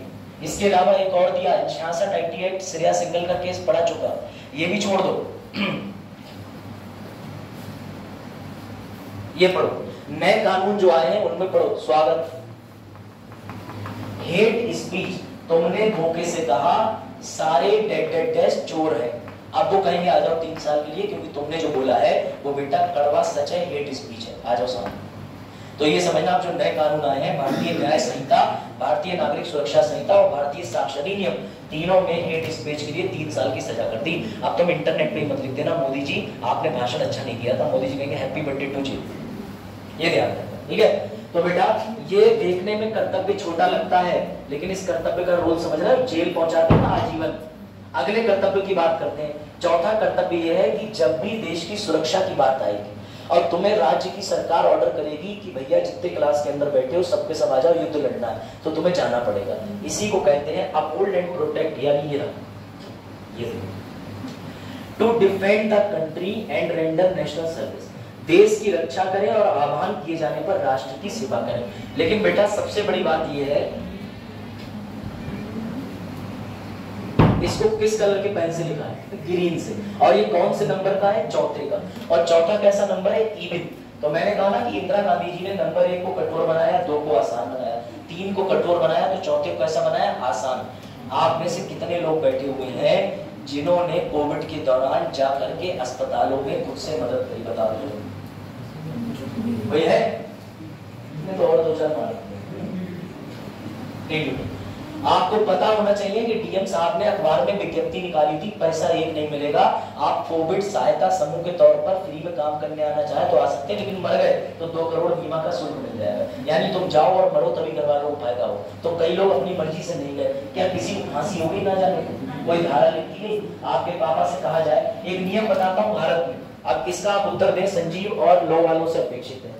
एक दिन ईशा और संजीव गए गोवा के मरीना बीच पे, इन्होंने देखा कि एक लड़की डूब रही है। तो अब ये बताओ, ये दोनों बहुत बेस्ट स्विमर है, एक के पास रजत पदक, एक के बाद भैया गोल्ड मेडल। ये दोनों पदकधारी ऐसे खड़े रहे और सामने एक लड़की समुद्र में इनके जस्ट मुश्किल से 10 मीटर पे डूब के मर गई, इन्होंने नहीं बचाया। क्या इनको जेल करा सकते हो? नहीं करा सकते। क्यों? सामाजिक की तरह से तो हमें ब्लेम किया। बड़े लिखे वकीलों की तरह बात करो बेटा। लॉ कहता है कि तुम किसी को बचाने के लिए अपनी जान खतरे में नहीं डाल सकते, इन्हें कभी सजा नहीं होगी, चाहे इनके पास में तैराक थे या नहीं थे, लॉ ये छूट देता है। ऐसे ही इसको समझो, अगर तुमसे देश की सरकार ने कहा कि कोविड के दौरान मदद करने आ जाओ और तुम नहीं गए तो तुम्हें कोई सजा नहीं हो सकती। ये एक्सेप्शन आईपीसी के सेक्शन में दिया हुआ है, पढ़ना एक बार उसको, ठीक है। चलो अब भैया आ जाओ इस पे, ये सबसे इंपॉर्टेंट ड्यूटी है, इसके बारे में पढ़ो। नंबर 5 अंग्रेजी में ई, हिंदी में रा, ठीक, पढ़ो जरा इसको। भारत के सभी लोग समरसता और समान, बातें मत करना प्रसाद, इनके चक्कर मत पड़ो, पुराने बैच वाले स्टूडेंट हैं, हवा लगा देंगे तुम्हें तो फिर तुम्हें बाइक पे चलते रहेंगे, किससे याद आए? देखो, भारत के सभी लोगों में समरसता और समान भ्रातृत्व, बेटा ब्रदरहुड, अब ये नहीं महिलात्व नहीं लिखा है, लड़कियों में भी ब्रोशिप होती है, की भावना का निर्माण करें, जो धर्म भाषा प्रदेश, मैं ये पूरी लाइन काट दे रहा हूं, मैं ये कह रहा हूं, इसे लाल रंग से लिखने के पीछे मेरा एक ही कारण है, वो कारण है भैया जो यहां बैठी हैं देवियां, स्त्रियों के सम्मान। धारा 354 भारतीय दंड संहिता में ये कहती थी कि एक महिला पुलिस के पास जाके खुद बोली कि इस आदमी ने मेरा दुपट्टा खींचा है, गवाही की जरूरत ही नहीं, सीधे जेल, कोई गवाह चाहिए ही नहीं, महिलाओं के कानून। बलात्कार में अगर महिला ने कह दिया यही थे तो मेडिकल कुछ भी कह रहा हो जी, ये ध्यान रखना। महिलाओं को इतने कठोर कानून क्यों दिए? क्योंकि रही बची महिलाएं तो घर से निकलती नहीं, और जो निकलती है उन्हें पुरुष काम नहीं ढंग से करने देते, तो महिलाओं के कठोर कानून। इसलिए ये मौलिक कर्तव्य कहता है कि तुम्हें महिलाओं का सम्मान करना पड़ेगा, आपस में भाईचारा रखना पड़ेगा। कैसे? मेरा मन हुआ, मुझे किसी लड़के की शक्ल पसंद नहीं आई, निकाला बेलचा और मार दिया मुझे, तो भैया तुम्हारे हिसाब से दुनिया थोड़ी ना चल रही है, तुम्हें हो जाएगी तुरंत आजीवन कारावास, क्योंकि विधि कहती है, समझना। तो मौलिक कर्तव्य 5वें नंबर का जो है, इसके कुछ कानूनों से मैं तुम्हें मिला दे रहा हूँ, ये रहे इसके कानून, हिंदी में देख लो। जिन कानूनों से तुम्हारी रिश्तेदारी में कोई ना कोई पीड़ित होगा, दहेज प्रथा, हर घर की कहानी, कार्य स्तर पर यौन उत्पीड़न, विशाखा केस, बड़ा मजबूत केस, मातृत्व अवकाश कानून है, समान वेतन, घरेलू हिंसा अधिनियम 2005 ये 61 था, महिलाओं के प्रति अशिष्ट चित्रण, बेटा सरकार भी क्या गजब है, अगर आपने कहीं महिला की कोई गलत तस्वीर बना दी उस पर भी कानून है, तो इस पर मुकदमा हो गया। ये कहा गया कि खजुराहो मध्य प्रदेश में नामक एक मंदिर है, एक टेम्पल है, वहां पे तो और भी ऐसे ऐसे न्यूड दृश्य बने। तो बेटा छूट है संविधान में कि जो ऐतिहासिक या पौराणिक चीजों में महिलाओं की कोई ऐसी तस्वीर दर्ज है उसमें छूट है। मेडिकल चित्रण दिखाने में, जैसे आप डॉक्टर बनोगे तो किसी महिला की बॉडी का पोस्टमार्टम करना है या पुरुष का करना है तो वहां भी छूट है, वरना किसी महिला का अपशिष्ट रोपण नहीं कर सकते, इनडिसेंट रिप्रेजेंटेशन नहीं कर सकते, ये नियम। अनैतिक व्यापार, महिलाओं को खरीदना और बेचना। पता चला अपना गुड्डू लॉलीपॉप खरीदते बेचते महिला बेचने और खरीदने लगा तो गुड्डू को जालो जेल में। ठीक है बेटा, अभी तक ये चीज समझिएगा, हमने करीब 5 ड्यूटी पढ़ी। ये ड्यूटी छोटी चीज नहीं है। अब आगे अगली ड्यूटी पे चलते हैं जो कि छठी ड्यूटी है बेटा। ये रहा, ये ड्यूटी ऐसी है कि मानो तो मानो, ना मानो तो मत मानो, कोई टेंशन नहीं। पढ़ो जरा ध्यान से।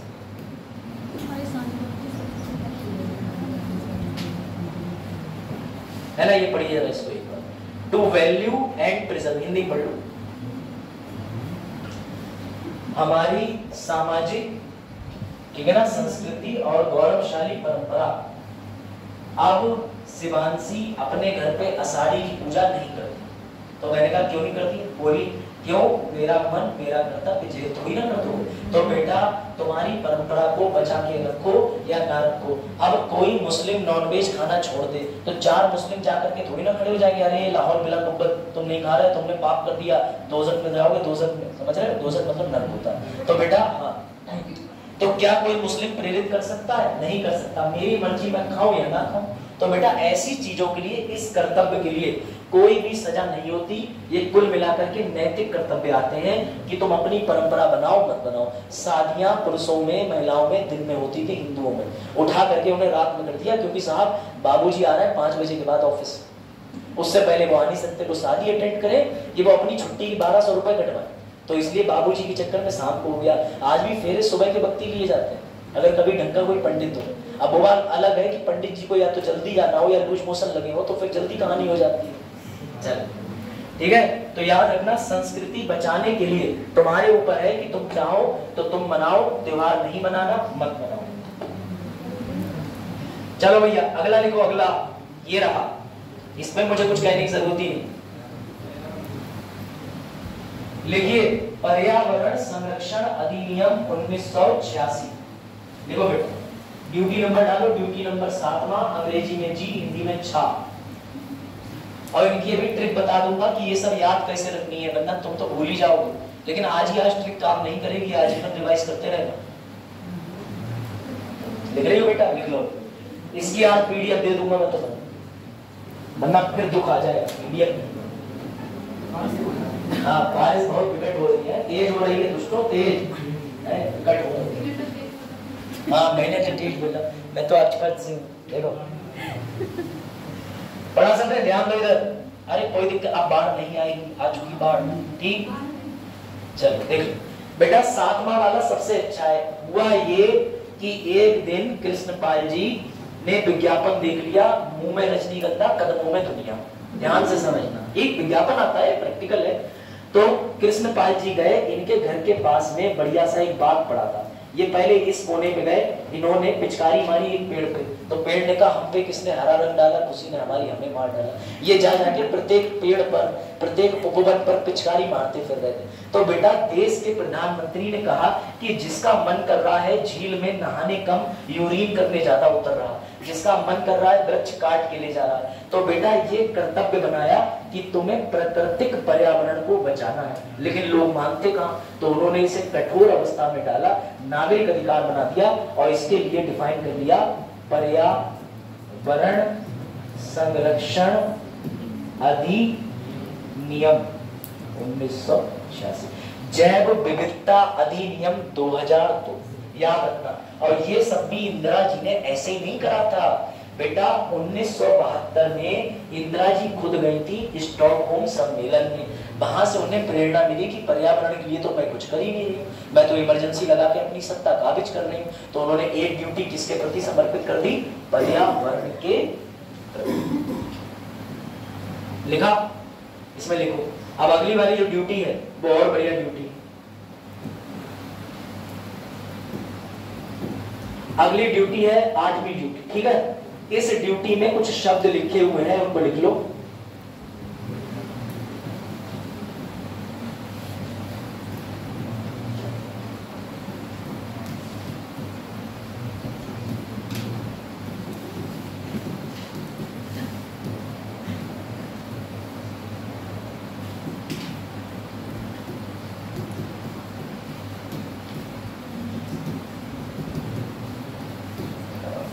कई बार ऐसे कई शब्द होते हैं जो ड्यूटी में नहीं होते लेकिन सवालों में पूछे गए, ठीक है। इसको लिखना है, इसको बोलते हैं वैज्ञानिक दृष्टिकोण, साइंटिफिक टेम्परामेंट। अब समझो मैंने तुम्हें ये शब्द क्यों लिखवाया, समझ आएगा ध्यान से, ठीक है। कोई दिक्कत नहीं, फिर से लिख दूंगा। इस ड्यूटी के बाद में अगली ड्यूटी पड़ेगी, ये, ठीक है। वैज्ञानिक दृष्टिकोण, मानववाद, ज्ञान अर्जन यानी कि जिज्ञासा, क्यूरियोसिटी, ज्ञान अर्पण करना। लेकिन इसको मैंने ग्रीन कलर से क्यों लिखा, क्योंकि ये एक नैतिक ड्यूटी है। मैं बता दे रहा हूं कैसे करके, सुनना ध्यान से। अगर तुम 27 अक्टूबर को 2024 को पीसीएस की प्रारंभिक परीक्षा निकाल लोगे तो भैया बहुत बढ़िया। लेकिन जिस बेचारे से किन्हीं कारणों से नहीं निकली, क्या अभ्युदय में अगले दिन यहाँ पर फांसी दे दी जाएगी या देश निकाला कर दिया जाएगा? नहीं कर दिया जाएगा ना। तो समझो बेटा, यहाँ पर ये जो साइंटिफिक टेम्परामेंट और ह्यूमनिज्म की बात हो रही है, ये कह रहा है कि हर क्षेत्र में वैज्ञानिक सोच, लर्निंग, आगे बढ़ने के लिए प्रोत्साहित करो। साइंटिफिक टेम्परामेंट समझो। आपको एक फोटो दिखाता हूँ, शायद आपको अच्छे समझ में आए मैं क्या कहना चाहता हूँ। फोटो देखो, लो दिख गया फोटो। चलो मैं ऐसे बताता हूँ। आप सभी को याद होगा कि चंद्रयान 2 फेल हो गया था। चंद्रयान 2 जब विफल हुआ था तो इसरो के साइंटिस्ट थे, चीफ थे के सिवन। उन्हें नरेंद्र मोदी जी ने गले लगाया था, भावुक हो गए थे, बहुत रोए थे। याद आ रहा है चंद्रयान 2 का दृश्य, अखबार में फोटो लाया था, इसमें है नहीं। तो बेटा वो क्यों उन्होंने गले लगाया था, रोए थे? अगर किसी साइंटिस्ट से कोई रॉकेट परीक्षण के लिए भेजा जाए, वो फेल हो जाए तो क्या जान से मार दो? नहीं। तो कर्तव्य है एक नागरिक का कि वो वैज्ञानिक दृष्टिकोण में अच्छे से अच्छा करे। चंद्रयान 1, 2, 3, गगनयान इस समय मिशन जो चर्चा में है, आदित्य L1 जो पूरा किया जा चुका है। अगर तुमसे कोई रॉकेट मिसाइल फेल हो गई, सैटेलाइट गिर गई, तो कोई टेंशन की बात नहीं है, कोई सजा नहीं है। बात आई समझ में? क्यों? क्योंकि तुमने वैज्ञानिक दृष्टिकोण की समझ को ले जाने का पूरा प्रयास करा। लेकिन ये एक चीज पे रोक लगाता है, ये लगाता है अंधविश्वास पर। आप किसी भी तरीके के सत्संग में नहीं जाएंगे जहां भीड़ में मर जाएगा। आई बात समझे? आप ऐसे किसी सत्संग में नहीं जाएंगे जहां जूते पहन के ऊपर चढ़ के लोग बैठ रहे हैं। आप ऐसे किसी मौलवी के पास नहीं जाएंगे जो यूट्यूब पे बंदूक चला रहा है प्लास्टिक की, डू डू डू डू और भूत भाग जा रहा है। समझ गए? मैं इसलिए बता रहा हूँ क्योंकि यूट्यूब पे बहुत सी भ्रामक खबरें होती हैं। तुम एक गुरु बनाओ, गुरु बनाना जरूरी है, लेकिन ऐसा गुरु मत बनाओ जो आसाराम और राम रहीम की तरह गुफाओं में ले जाए। समझ गए? ये बात समझना, गुरु जरूरी है लेकिन अंधविश्वास। और दुख की बात सुनो, यहाँ 2 वकील बैठे हुए, मैं इन दोनों वकीलों से पूछता हूँ, मेरे घर के बाहर नींबू और मिर्च सुबह डेली पड़ रही है और मुझे पता है उसके होने के बाद से मैं बीमार भी पड़ रहा हूँ लगातार। जरा कोई धारा बताओ जिसमें मैं न्यायालय में केस दर्ज कर सकूं। आज तक अंधविश्वास टोटके पर कोई कानून भारत में बना ही नहीं, क्योंकि न्यायालय मानता है ऐसी चीज होती ही नहीं। बात आई समझ में? इसीलिए इसको 8वें नंबर में डाला गया है, जिसका कोई कानून नहीं है। अंधविश्वास का कोई कानून नहीं, इलाज है बस। ठीक है, अब आ जाओ अगले वाले 9वें पे। अगर तुमने 9th वाला लिख लो आई, अभी इनकी समरी भी दूंगा तो परेशान ना हो, नाखून ना खाए। 9th वाला लिखिए, सर आपको नहीं पता, एक दिन कांवड़ यात्रा जा रही थी, हमारे कुछ दूसरे वर्ग के भाइयों और बहनों ने वहां पर पत्थर फेंक दिए, तो बाबा ने कहा पत्थर फेंक दिए, अच्छा इसका मतलब उन्होंने क्या करा, वायलेंस। और वायलेंस के चक्कर में बाबा ने उनकी क्या उठा ली, मौलिक कर्तव्य। इतना खतरनाक है कि इस योगी जी ने, अपने सीएम ने, सिर्फ तुम्हारे कर्तव्य से ऐसी विधि बना दी जिसे वो कहते हैं म्युनिसिपैलिटी घर उड़ाओ अधिनियम।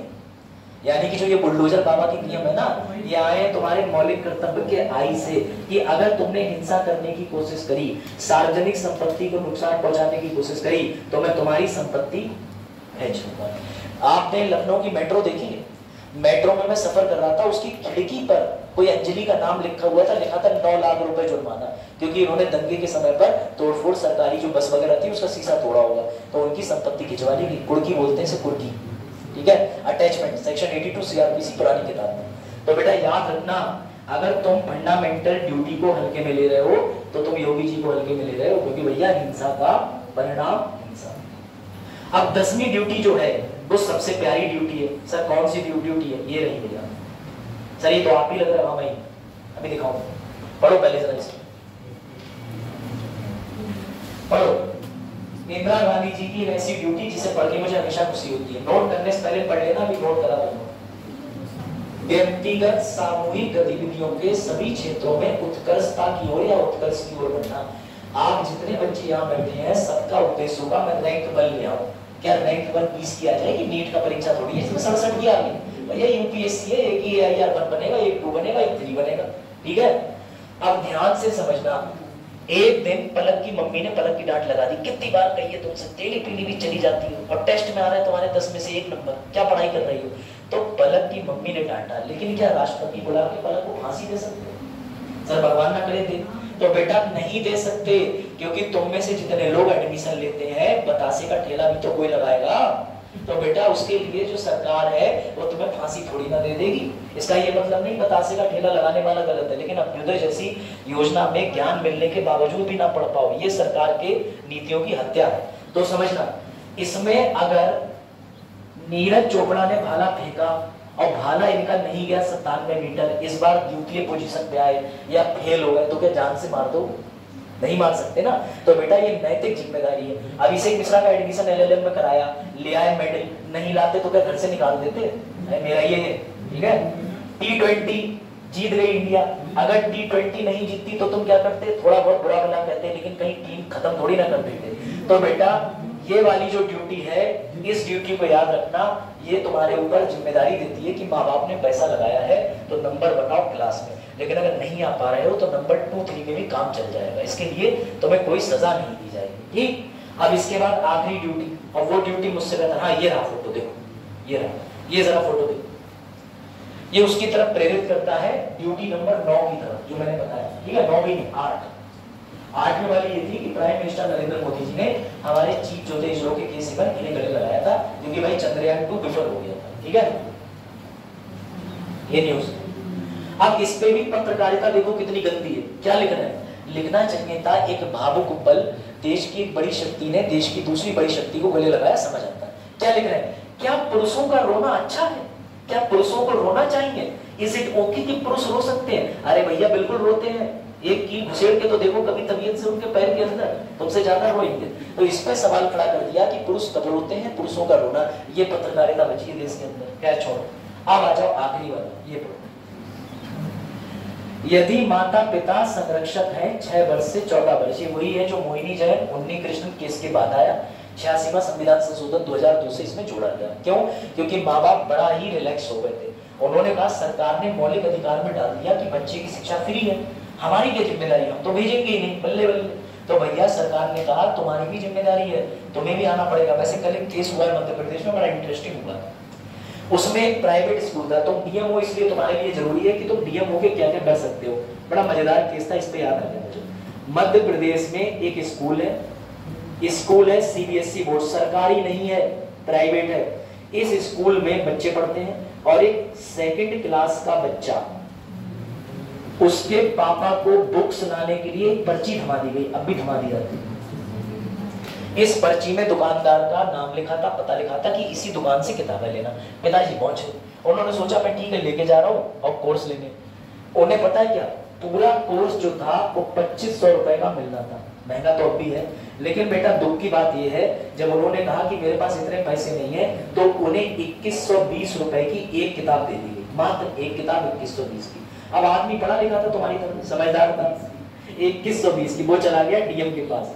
जब डीएम को पता चला कि जो व्यक्ति है वो करता है कारपेंट्री का काम, यानी बढ़ई का काम, तो डीएम साहब ने सीबीएसई स्कूल की मान्यता ही रद्द कर दी रातों रात और बहुत डांट लगाई। अब जांच चल रही है, डीएम के पास पावर देखो।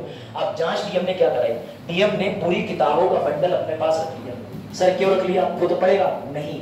अगर वो किताबें जिस प्रकाशन ने छापी है उनकी खटिया खड़ी हो जाएगी कि बताओ इस एक किताब के प्रकाशन की कीमत कितनी आ रही है। तो डीएम की जितनी भी न्यूज निकलती हैं या प्रशासन में क्या चल रहा पढ़ते रहो, तुम्हें आसानी होगी। इंटरव्यू में पूछ लिया तुमसे कि बताइए ये जो प्राइवेटाइजेशन स्कूलों का बढ़ गया आप क्या कर सकते हो, तो आपने अगर ये घटना बता दी कि मुझे उनका काम बड़ा बेहतर लगा डीएम संजीव जी का, उन्होंने ऐसा ऐसा करके करा, तो इंटरव्यू पर इंप्रेस हो जाएगा। हाँ, लेकिन उसमें जो बिल उसने दिखाया है, मैंने ये पूरी न्यूज पढ़ी, उसमें एक बुक और ऐसे बिल कटा हुआ 2120 लिखा हुआ है सिर्फ। अच्छा, कोई बात नहीं, हमारे आलोक पे नीति है, ठीक है। चलो, मेरे कहने का मतलब ये है कि तब भी ये गलत है ना, डीएम साहब ने तो तलब ही कर लिया भाई, तुमने एक बुक का लगा दिया, कॉपियों का नहीं लगाया, खैर छोड़ो। अब आ जाओ इस पे। तो ये वाली ड्यूटी क्या कहती है, आरटी अधिकार। अब सुनो जरा ध्यान से, अब लिखो हेडिंग जस्टिस वर्मा समिति, लिखो हेडिंग डालो जस्टिस वर्मा समिति। इंदिरा गांधी जी तो चली गई, 10 मौलिक कर्तव्य बना के 11वां अटल बिहारी वाजपेयी ने जोड़ दिया, लेकिन अब भी लोगों को चैन नहीं पड़ा। तुम्हें लग रहा है कि अब भी मौलिक कर्तव्य खत्म हो गए? नहीं, आखिरी समिति बनी थी जस्टिस जेएस वर्मा समिति। उस समिति ने 3 मौलिक कर्तव्य की सिफारिश कर दी कि ये भी जोड़ लो। वो क्या कर्तव्य थे ये बताने हैं तुम्हें, लिख लो। जस्टिस जेएस वर्मा समिति बनाई गई थी, उस समिति ने सिफारिश करी थी कि 3 और मौलिक कर्तव्य जोड़ दिए जाएं। ये समिति कब बनी थी? तो भैया 1998। कब बनी थी समिति? 1998। देखो बेटा याद रखना, कितने सदस्यीय समिति थी? 3 सदस्यीय, ये भी याद रख लेना।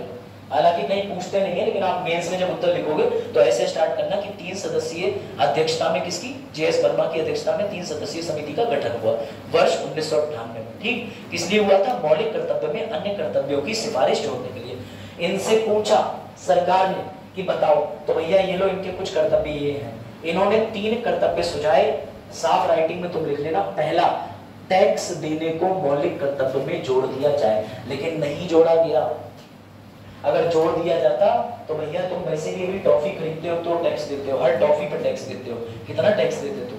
तो सरकार ने जीएस वर्मा समिति की सिफारिश को माना नहीं, लेकिन जो समिति है उसने सिफारिश क्या दी कि ड्यूटी टू पे टैक्स, यानी कर अदायगी को मौलिक कर्तव्य में जोड़ दिया जाए। देखो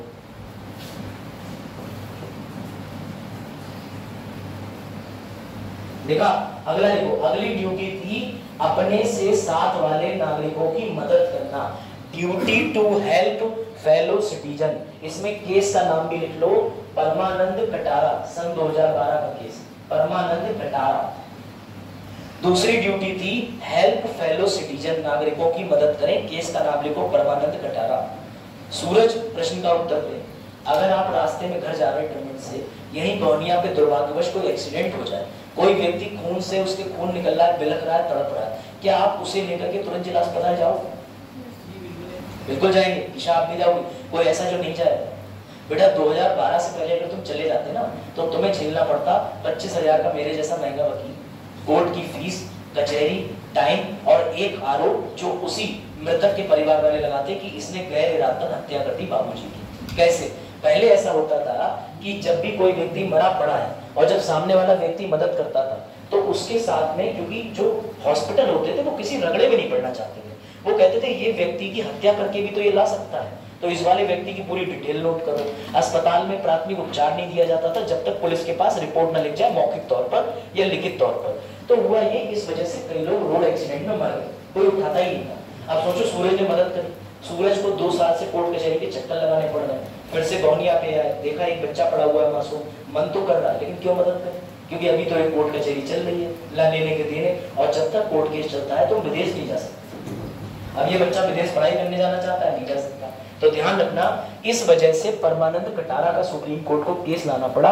उस केस में सुप्रीम कोर्ट ने बोला कि किसी को भी प्राथमिक उपचार के लिए अस्पताल ले जाओ, वो किसी भी हालत में हो, डॉक्टर पहले प्राथमिक उपचार करेगा और जो व्यक्ति लेके गया उसके खिलाफ कोई मुकदमा नहीं चलेगा। इसलिए आप लोग जाते हैं, छोड़ते हैं और भाग जाते हैं। क्यों? तब तक उनकी बीवी आ जाती है, हाय भैया हमारे पति को जाने मार दो, पैसा दो, पैसा इलाज के। और जो पैसा तुमने इलाज के लिए लगाई भी दिया वो भैया अस्पताल वाले वापस नहीं करते, तो अब भी लोग ले जाने से कतराते हैं, लेकिन ले जाना चाहिए। परमानंद कटारा का केस, अगली सबसे विवादित कर्तव्य की उन्होंने सिफारिश करी, ड्यूटी टू वोट। इसकी पावर समझ रहे हो, ड्यूटी टू वोट की। जब भी आलोक वोट डालने जाता है तो मैंने आलोक से कहा आलोक किसे वोट दोगे? आलोक ने कहा सर ये आर्टिकल 21 का अधिकार है, निष्ठा का अधिकार है, मैं चाहे किसी को वोट दूं मैं आपको नहीं बताऊंगा। पलक ईमानदार थी, पलक ने बता दिया कि मुझे सर मैंने सपा को वोट दिया है। मैंने कहा एक तो तुमको पायलें वापस करो जो संजय भैया ने बांटी थी, बीजेपी को वोट दोगे तब दी जाएंगी। तो पलक ने कहा ये तो गलत हुआ, मैंने बता दिया। बेटा दूसरी चीज समझो, मौलिक कर्तव्य को लेकर सरकार कानून बना सकती है। सरकार ने कानून बना दिया कि तुम्हें इस पॉलिटिकल पार्टी को ही वोट देना है, तो तुम रोक नहीं सकते। सरकार कहेगी हम तुम्हारे कर्तव्यों का पालन करा रहे हैं। तो बेटा ये जो सिफारिश थी ये तीनों ही इनकी मानी नहीं। जेएस वर्मा की कोई सिफारिश नहीं मानी गई क्योंकि तीनों सिफारिशों का कोई सिर पैर नहीं, ना तो टैक्स देने वाली, ना नागरिकों की सहायता करने वाली, और ना ही इस तरीके की। हालांकि नागरिकों की सहायता को लेके सुप्रीम कोर्ट ने कई सारे केसेस में डिफाइन कर दिया, लेकिन उसे कर्तव्य में नहीं जोड़ा। मैंने बताया ना, अगर ये जोड़ देंगे तो ये जो दोनों तैराक थे, तैराक पे भी मुकदमा दर्ज हो जाएगा कि वो लड़की डूब रही थी, तुमने क्यों नहीं बचाया। अब पता चला ये बचाने कूदे, नीचे 60 मछली थी, बोली happy birthday to double non veg खा ली। तो ये ध्यान रखना। खैर अब आगे बढ़ते हैं कुछ और चीजें।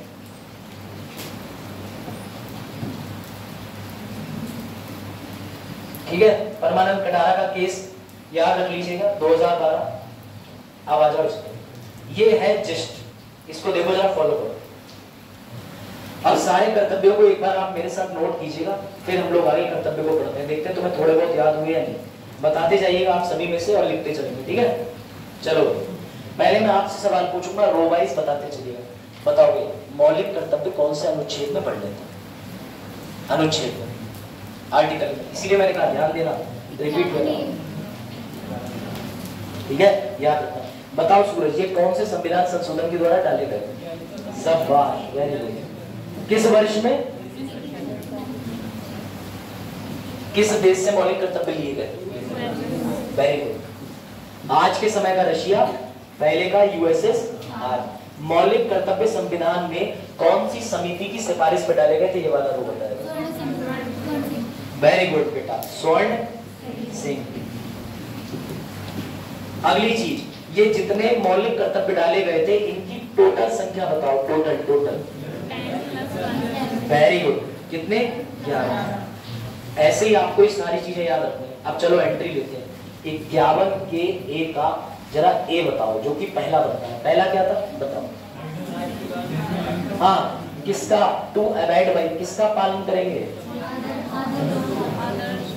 आदर्शों का, संस्थाओं का, ठीक है, ध्वज का और राष्ट्रीय गान का।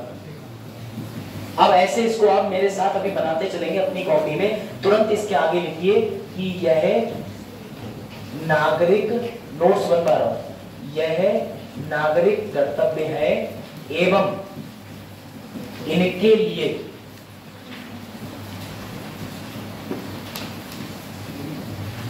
विधि है।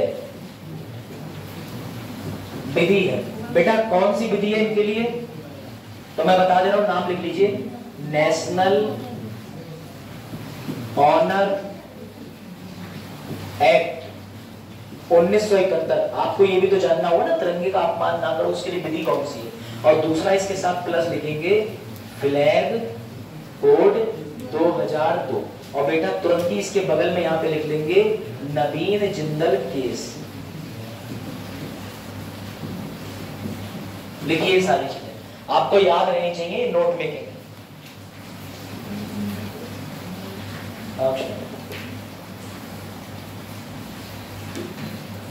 सर ये केस कौन सी सन का है? 1970? नहीं, 1989, 1989। ठीक है, नोट किया आपने? आप सभी बच्चे नोट कर लीजिए बेटा, इतने आपके नोट्स में आपको ज्ञान होना चाहिए। ये ए वाला है पहला, इसके लिए विधि बनी हुई है। ये नागरिक कर्तव्य है, यानी कि ये नैतिक कर्तव्य नहीं है। कौन सा कर्तव्य है? नागरिक कर्तव्य, सिविल राइट। देखा? आगे बढ़े, सबने लिख लिया? थोड़ा सा और छोटा करके लिखूंगा, कंप्रेस करके, ठीक है? जब लिख लें तो बताइएगा, मैं इरेज कर दूंगा। इरेज कर दूं? अरे तो इतने दुख के साथ क्या बोल रहे। चलिए अगला 51 के 1 का b, ठीक। अब आप इसके अंदर मुझे बताइए क्या लिखा जाएगा, क्या है b किसकी बात करता है बताओ। पहला था जो कि किस तरीके का था, सामान्य नागरिक के ऊपर लागू था। अगला नैतिक है, लेकिन ये क्या कह रहा है कि हमें किसके लिए सम्मान करना चाहिए, स्वतंत्रता सेनानियों का, ठीक है। तो आप इसको ऐसे याद रख सकते हो, स्वतंत्रता सेनानी सम्मान, ठीक है। ऐसे याद रखने की बस ट्रिक बता रहा हूं। इसके लिए आप लिखोगे विधि है नहीं, ये किस तरीके की ड्यूटी है, मॉरल ड्यूटी, ऐसे याद रहे। कौन सी ड्यूटी है ये, नैतिक ड्यूटी। भाई स्वतंत्रता सेनानियों का, उनके आदर्शों का पालन करना, ठीक है ना। इंग्लिश में से कह सकते हैं to cherish and follow the noble idea, अनूठे विचारों का पालन करना किसके, स्वतंत्रता सेनानी, ठीक।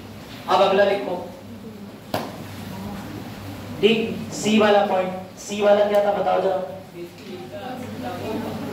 सोवेरेनिटी, यूनिटी और इंटीग्रिटी। यूनिटी मतलब एकता, इसके लिए आप ये 3 लिखोगे, देश की प्रभुता, देश की एकता और देश की अखंडता। तो इसके लिए कानून बनाया है, तुरंत इसके आगे आपको अपने नोट्स में लिखना है, हाँ विधि है। कौन सी विधि है, UAPA कानून, ठीक। इसके अलावा आप लिख सकते हो दूसरा वाला NSA कानून, ठीक। धारा 124 AIPC राजद्रोह, क्योंकि आपको पता होना चाहिए कौन से मौलिक कर्तव्य के लिए कौन सी विधि बनी हुई है, ठीक है ना। ये अलग अलग है, यहाँ से सेपरेशन है। जब ये दोनों लिख लें तो तीसरी के बाद चौथी ड्यूटी पे आते हैं। हाँ मिटा दो, साथ साथ लिखो, स्पीड बढ़ाओ भैया, ठीक है। डी बताओ, डी तो बेटा याद रखना, डी से डिफेंस, ठीक है ना। और इसमें किसकी बात हो रही है, प्रोटेक्ट करना। किसको प्रोटेक्ट करना, देश को, देश की रक्षा करना।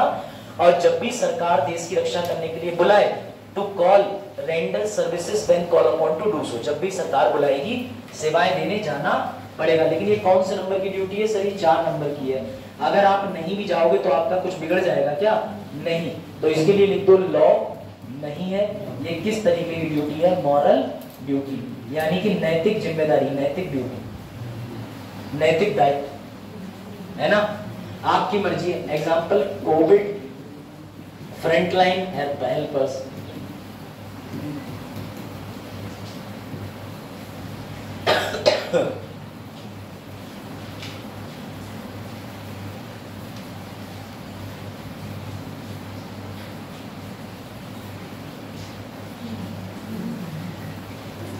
लिख लिया आपने।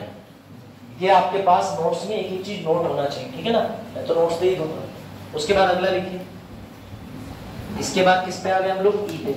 इसमें क्या लिखिए, प्रमोट हार्मनी, यानी हार्मनी का मतलब समझते हैं। इसके अलावा ब्रदरहुड, इसमें जो वर्ड है वो लिखिए। तीसरा है स्त्रियों का सम्मान, ठीक है। ये समझिए, हार्मनी मतलब शांति बनाए रखना, ब्रदरहुड का मतलब होता है भ्रातृत्व, ठीक है। ये लिखना। क्या इसके लिए कोई कानून बना हुआ है सर, बहुत कानून है। ये 5वें नंबर का है, ई। इसके लिए कानून आपने बताए थे महिलाओं के लिए, धारा 354 है, दहेज प्रथा है, डोमेस्टिक वायलेंस है, ठीक है ना, महिला के लिए पॉक्सो एक्ट है, वेरी गुड, पॉक्सो एक्ट 2011 है। इसके अलावा बहुत सारे अधिनियम, ठीक है। तो ये सारे एक्ट किसके लिए बनाए हैं सर, स्त्रियों के सम्मान के लिए। बात आई समझ में। तो इसके लिए लिखोगे लॉ, यस, ठीक है। तो ये किस तरीके की ड्यूटी हो गई, तो भैया ये नागरिक कर्तव्य में आएगा, नैतिक कर्तव्य में नहीं। कौन से कर्तव्य में, नागरिक कर्तव्य में। लिख लिया। अगला बताओ, वेरी गुड। इसके बाद नहीं कल्चर होगा, देखो ई के बाद कल्चर होगा, कल्चर कल्चर कल्चर परंपरा है ना, ठीक है। इसके बाद एनवायरमेंट होगा, फिर साइंटिफिक टेम्परामेंट होगा, फिर उसके बाद आई से होगा वायलेंस, उसके बाद 10 में होगा एक्सीलेंस और 11 में होगा शिक्षा का अधिकार। अरे रटे हुए भैया, ठीक। इसके बाद परंपरा, सर कल्चर को बचाएं या ना बचाएं हमारा कोई कुछ भी नहीं उखाड़ सकता, बात आई समझ में। तो भैया कल्चर को डिफेंड करो या ना करो, 6 नंबर की ड्यूटी है, 6 नंबर इवन है। तो परंपरा को लेके कोई लॉ है, चाहे तुम ईद मनाओ, चाहे तुम रामनवमी मनाओ, चाहे मत मनाओ, कोई तुमसे कुछ नहीं करेगा, ठीक है। चाहे तुम दिवाली पे सुबह पूजा कर लो, चाहे पूरे दिन जुआ खेलो, और क्या पूछना, मोहल्ले में जुआ चलता ही है दिवाली पे, है ना। अब तो हमने देखा ईद पे हमारे घर के बगल वाइन शॉप है, 2 मुस्लिम फ्रेंड शराब लेने आए, अरे वाह तुम्हारी ईद तो बहुत बढ़िया जा रही है। आज के टाइम में हर धर्म में अच्छे बुरे लोग हो चुके हैं, तो धर्म को कुछ भी कहने से पहले उसमें जो लोग पल रहे हैं उन्हें देख लो, ठीक। अब पाकिस्तान है, पाकिस्तान के सभी लोग घटिया हैं, इस वजह से हमें उनके धर्म पे उंगली उठानी पड़ती है, समझ गए। अगला लिखो, अगला इसके बाद कल्चर के बाद अब आप बात किसकी करोगे, एनवायरमेंट की। इसमें लिखो विधि है, तो जी सर 7वें नंबर का है, इसके लिए बेटा विधि है, और इसके लिए विधि में लिखा हुआ है पर्यावरण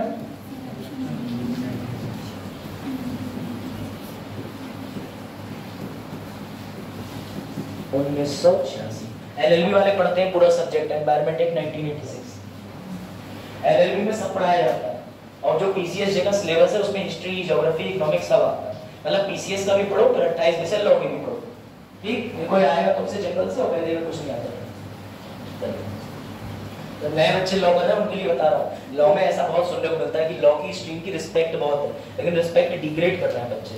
अब आप कोई भी प्रोफेशन में, आप डॉक्टर हैं और आपकी आदत है मसाला खाना, तो भैया मरीज खुला पड़ा, तुम गए तुमने एक पीक मरीज के पेट में ही मार दिया, कह रहे ऑपरेशन गलत हो गया, तो कहने का मतलब है कैरी और प्रोफेशन डिफरेंट, ठीक है। कबीर सिंह, ठीक है। 8वां लिखो वैज्ञानिक दृष्टिकोण।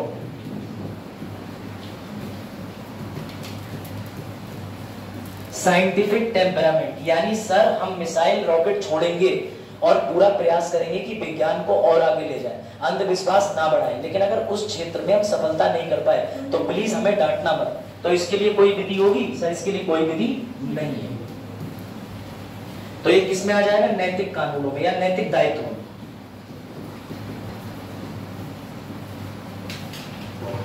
आज जाके इंटरनेट पे धोड़ के फंडामेंटल ड्यूटी के एमसीक्यू लगा लेना, खुद से कोई भी गूगल पे लिखना मौलिक कर्तव्य एमसीक्यू, किसी के भी निकल जाए लगाना शुरू कर देना, फिर देखना क्या समझ में नहीं आया, फिर नोट्स पढ़ना, फिर कल आना, फिर डाउट पूछना, ऐसे तैयारी होती है, ठीक है।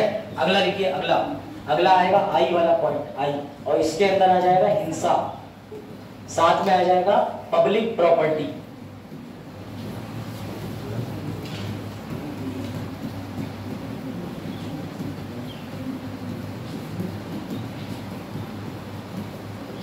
अगर तुमने इससे नुकसान पहुंचाया तो भैया मजबूरी की बात यह है कि ये 9वें नंबर की ड्यूटी है और ये ऑड ड्यूटी है, और इसके लिए कानून है, इसके लिए लॉ है, इसके लिए लॉ सीधे सीधे देखो NSA, इसके लिए म्युनिसिपैलिटी अधिनियम,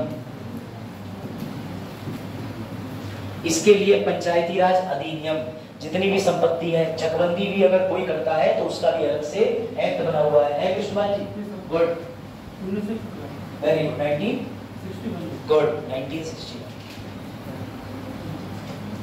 लिखा।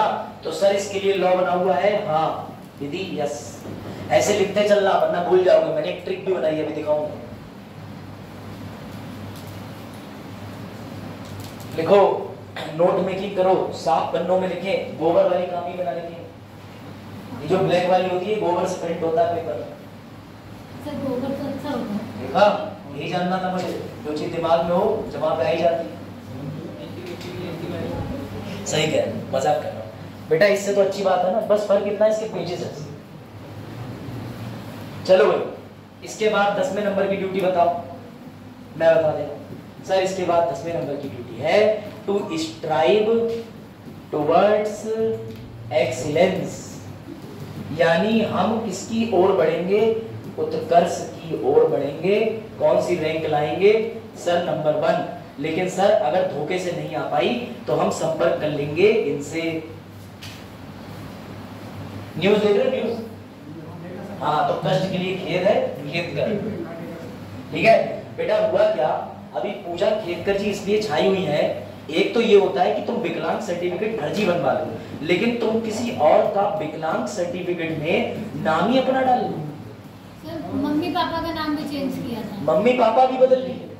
वो कहावत सिद्ध होती नजर आ रही है, मजबूरी में गधे को बाप बनाना पड़ता है और गधी को मम्मी। जेंडर जोक हो गया। ठीक, तो बेटा याद रखना, ये जो अभी अपने 10वां वाला पढ़ा, ये ईवन है, इसको लेकर के सिर्फ नैतिक जिम्मेदारी है, मॉरल, तो इसकी वजह से ये कठोर नहीं है। अब आ जाओ वही किताबें कापी बेचने वाला जिसको बाद में डाला गया था। ठीक, तो भैया ये कौन सा है, के वाला आ जाएगा। इसको कब जोड़ा गया तो लिख लो 86 संवैधानिक, इसकी फुल फॉर्म लिख दे रहा हूं, कॉन्स्टिट्यूशनल अमेंडमेंट। ठीक, हिंदी वालों संवैधानिक संशोधन। संवैधानिक संशोधन कौन से अनुच्छेद में दिया है, 368। ठीक, और कब करा था, 2002 में। उस समय भारत रत्न थे, कौन थे भैया, अटल बिहारी वाजपेयी। 2004 में तुम्हारी पेंशन बंद करने वाले अटल बिहारी वाजपेयी, कभी अटल बिहारी वाजपेयी। संयुक्त राष्ट्र में हिंदी में स्पीच देने वाले अटल बिहारी वाजपेयी। मध्य प्रदेश इंदौर में जन्मे अटल बिहारी वाजपेयी, समझ गए। एक वोट से हार स्वीकारने वाले अटल बिहारी वाजपेयी। एक महिला चर्चा में रह के कभी शादी न करने वाले अटल बिहारी वाजपेयी। इनके साथ एक लेडी रहती थी, बड़ा विवादित चीज है ये, मैं हमेशा पढ़ाता हूँ तो बताता हूँ। ऊपर से अटल बिहारी वाजपेयी ऐसे थे जिनकी शरण में आज ये रहे, और अब देश किसके नारे लगा रहा है। सर ठीक करते थे कभी भी प्रधानमंत्री रह तो करता करते थे। जब आप बरेली जाएंगे तो बरेली में आप चौपले के पुल से नीचे जाएंगे तो इनकी आपको जो है रचनाएं मिलेंगी लिखी हुई, है ना, तो पढ़ा करो आसपास। उसके बाद इस पे कानून है सर, यस कानून है सर। कौन सा कानून है, शिक्षा का अधिकार कानून 2000। लिखो इस तरीके से 11 कर्तव्य के तुम्हें कीवर्ड याद होना चाहिए। जैसे याद आए ए, तो ए का मतलब सीधे अबाइड बाय कॉन्स्टिट्यूशन, सर आदर्शों का पालन, राष्ट्रीय ध्वज संस्था। बी याद आ जाए, बी में किसकी बात करोगे, महान क्रांतिकारियों के बारे में। सी याद आ जाए तो सी किसके बारे में बात करता है, बताओ भैया, uphold protect sovereignty security integrity, मतलब SUI। उसके बाद चौथा रक्षा करनी है, 5वें शांति बनाए रखना है सर, 6ठा परंपरा बचानी है, 7वां पर्यावरण बचाना है, 8वां वैज्ञानिक दृष्टिकोण बचाना है, 9वां दंगा और सार्वजनिक संपत्ति बचाना है, 10वां सर हमें उत्कर्ष की ओर बढ़ना है, 11वां शिक्षा के अधिकार को बचा के रखना है। ले हो गया खान सर की कोचिंग। तो भैया असली नकली में फर्क होता है, पहले इस्तेमाल करें फिर विश्वास करें। हाँ, राइट टू एजुकेशन का मतलब बताइए, ये हम इसका लाभ कैसे ले सकते हैं, जैसे कोई भी बच्चा गरीब बच्चा है, बहुत बढ़िया बात पूछी। राइट टू एजुकेशन कैसे अप्लाई करेगा, कौन कौन के लिए कृष्णपाल अपने भविष्य की प्लानिंग अभी से कर रहे हैं, तो मैं कृष्णपाल के लिए बता देता हूं। अनुच्छेद 15 का 5 जोड़ा गया था RT अधिकार में, बता देता हूं क्या है। ये है हमारा प्यारा सबका प्यारा बैनर पब्लिक स्कूल। ठीक, आप ध्यान से समझना, क्योंकि मैंने बैनर में पढ़ाया है तो मैं इस स्कूल का नाम प्रयोग कर सकता हूँ। ठीक, समझना, वकील हो ना, पता नहीं। बैनर के एक क्लास के अंदर 100 सीटें होती हैं, लेकिन बैनर जाना जाता है सर सबसे अच्छी शिक्षा प्रदान करने के लिए। लिटिल एंजल्स इस समय CBSE में टॉप पे है, लेकिन बैनर भी कुछ कम नहीं है। अब समझना, सरकारी स्कूल का बच्चा शिक्षा से वंचित ना हो। शिक्षा 3 जगह डाली गई है, अनुच्छेद 21 से 45 और 51 के अंदर। तो याद रखना, सरकार ने शिक्षा को जबरदस्ती इन 100 सीटों में से 25% सीटों का आरक्षण इस एक्ट के तहत प्राइवेट स्कूल में दे रखा है। समझना ध्यान से, अगर 100 सीटें हैं तो 25 बच्चे RTE के तहत लिए जाते हैं। क्या होता है RTE? इसमें अगर कोई व्यक्ति किसी एक मोहल्ले में रहता है तो उसका वार्ड होता है, वार्ड आपको पता होगा, आपका वार्ड संख्या 8, 12, 13। उस वार्ड में यदि कोई शिशु पल रहा है और वो शिशु के पिताजी की हालत दयनीय है आर्थिक रूप से, तो इसमें इनकम सर्टिफिकेट लगता है, वार्ड के कागज लगते हैं, जाति निवास आय लगता है। ये सब कागज लेकर के आप फरवरी माह में आवेदन करेंगे अपने शिशु का। न्यूनतम आयु कितनी होनी चाहिए शिशु की? 6 वर्ष, क्योंकि मुफ्त शिक्षा कब से कब तक है? 6 से 14 वर्ष तक, और विकलांगों के लिए 6 से 18 वर्ष तक। आप इस बैनर में आवेदन करेंगे। लॉटरी सिस्टम होता है, रोस्टर सिस्टम। 1 लाख पीलीभीत के लोगों ने अप्लाई कर दिया, तो बेटा उसमें से कंप्यूटर जिसकी इनकम सबसे कम होती है, जो मानक है, उसको निकाल करके चयन सूची बनाता है। इस पूरी प्रक्रिया को ट्रांसपेरेंट बनाए रखने के लिए कौन कंट्रोल करता है? बीएसए कार्यालय। यहाँ से इन बच्चों की सूची जाती है, बच्चों की सूची की कॉलेज के पास जाती है, फोन पहुंचते हैं और बच्चों का निःशुल्क एडमिशन शुरू हो जाता है। लेकिन लेकिन लेकिन यहीं पर एक दिक्कत है, मैं इस प्राइवेट स्कूल का मालिक हूं, ठीक है, और यहाँ पे 100 सीट है, मुझे 100 सीटों से हर महीने 10 लाख आ रहे हैं, अंदाजा लगा लो, तुक्का मान लिया, मैं ये कीमत 7.5 लाख रुपए क्यों करूंगा? यहीं पे एक गेम शुरू हो जाता है जो मुझे बताते हुए बड़ा दुख हो रहा है कि चुपके से जाके इस कार्यालय के अंदर मैं 1 से 1.5 लाख रुपया देके आऊंगा और ये जो लिस्ट है, ये लिस्ट डाल दी जाएगी पेंडिंग, इसमें निकाल दी जाएगी कागजों में त्रुटि, इसमें एडमिशन नहीं लिए जाएंगे, इसमें दिक्कत खड़ी कर दी जाएगी और माँ बाप को फोन नहीं पहुंचेगा, गलती उनकी बता दी जाएगी, एडमिशन वही में होते हैं। तो बेटा इस वजह से बैनर हर साल अखबार में सुर्खियों में बना रहता है। जितने प्राइवेट स्कूल है सबके सब ये करते हैं। आप में से अगर कोई भी रिट डाले तो सरकार ने इसको अनुच्छेद 15 में इसीलिए डाला है कि अगर आप सीधे हाईकोर्ट में जाके रिट डाल दो या न्यायपालिका से कंप्लेंट कर दो तो बेटा इनको एडमिशन लेना पड़ेगा। फिर एक और दूसरा पहलू आ जाता है, जब ये एडमिशन लेते हैं तो यहाँ पर आपका बच्चा बैनर में पूर्णतः फ्री पढ़ेगा। इतना ही नहीं, आपको प्रति वर्ष पर ईयर अपने बच्चे के लिए 5,000 रुपए भी मिलेंगे। ये कॉलेज वाले क्या करते हैं, उस बच्चे को बड़ा हीन भावना से देखते हैं, क्लास में परेशान करते हैं, उसके लिए नियमावली अलग होगी, उसे फेल करने का प्रयास करेंगे। ये सारी चीजों की वजह से माँ बाप डरते डरते 2800 से 3500 रुपए महीने की फीस पे बच्चे का एडमिशन करवा लेता है। कोई बहुत गंभीर माँ बाप है जो इस सिस्टम से लड़ने के बाद अपने बच्चे का एडमिशन कराए तो करा ले। यही आरटीई की प्रक्रिया है भारत के अंदर, क्योंकि मेरे पास आरटीई के 2 केसेस है वर्तमान में और दोनों का एडमिशन सफलतापूर्वक स्कूल में कराए जा चुके मेरे द्वारा। इसका ये बिल्कुल मतलब नहीं है तुम अपने बच्चों को लेके आ जाओ, पैसा देना तो करवाओ। अब बताओ, ये आरटीई, जिसे प्रैक्टिकल नहीं पता ना उसे समय तो लगता है घुसने। खैर अब तुम दूसरी चीज पे आ जाओ, ठीक। अब देखो एक चीज तुम्हें मैं बता दूं, बड़ा इंपॉर्टेंट है, बनी होगी, ये देखो जरा, इसको पढ़ो। सर आप ये खबर क्यों लेके आए हैं, एक बार जरा इन दोनों को देखो और ये न्यूज पढ़ो। पढ़ो, मैं तुम्हें करंट अफेयर जरूर पढ़ाऊंगा और करंट अफेयर से पहले कुछ करंट ये पढ़ो जरा। हिंदी वालों ये मत कहना सर अंग्रेजी में है, मेंस का लैंग्वेज का पेपर काय में दोगे, मद्रासी। अंग्रेजी जिसे नहीं आती सुनहरा मौका है, एक दूसरे से अंग्रेजी में ही बात करा करो, भले ये कह दो each window open through you. Setup नहीं तो उधर से दो अंग्रेजी के और भी शब्द कह सकता है, सनी को बहुत बहुत पता है, एमएफ और बहुत सारे। हाँ देखा, समझो बेटा ये खबर है पिछले साल की, ड्यूटी ड्यूटी ड्यूटी। तुम्हें क्या लगता है कि मोदी जी को तानाशाह ऐसे ही कह रहे हो तुम लोग? बेटा इंदिरा गांधी का कोई एक शायद ही जो है चिन्ह कदम होगा जिस पे ना चल रहे हो। मोदी जी ने लोगों के लिए नया टर्म निकाल दिया कि अगर तुम अमृतकाल एंजॉय कर रहे थे, अब वापस किस पे आ जाओ, कर्तव्य काल पर। मोदी जी का कहना है कि भैया इंदिरा गांधी जी अपनी जगह ठीक थी, नागरिक बार बार मुझसे कह रहे हैं नौकरी दो नौकरी दो नौकरी दो, 4 करोड़ नौकरी दो, तुम्हारे कर्तव्य काल शुरू हो गया, तुम करो। तुमने क्या करा?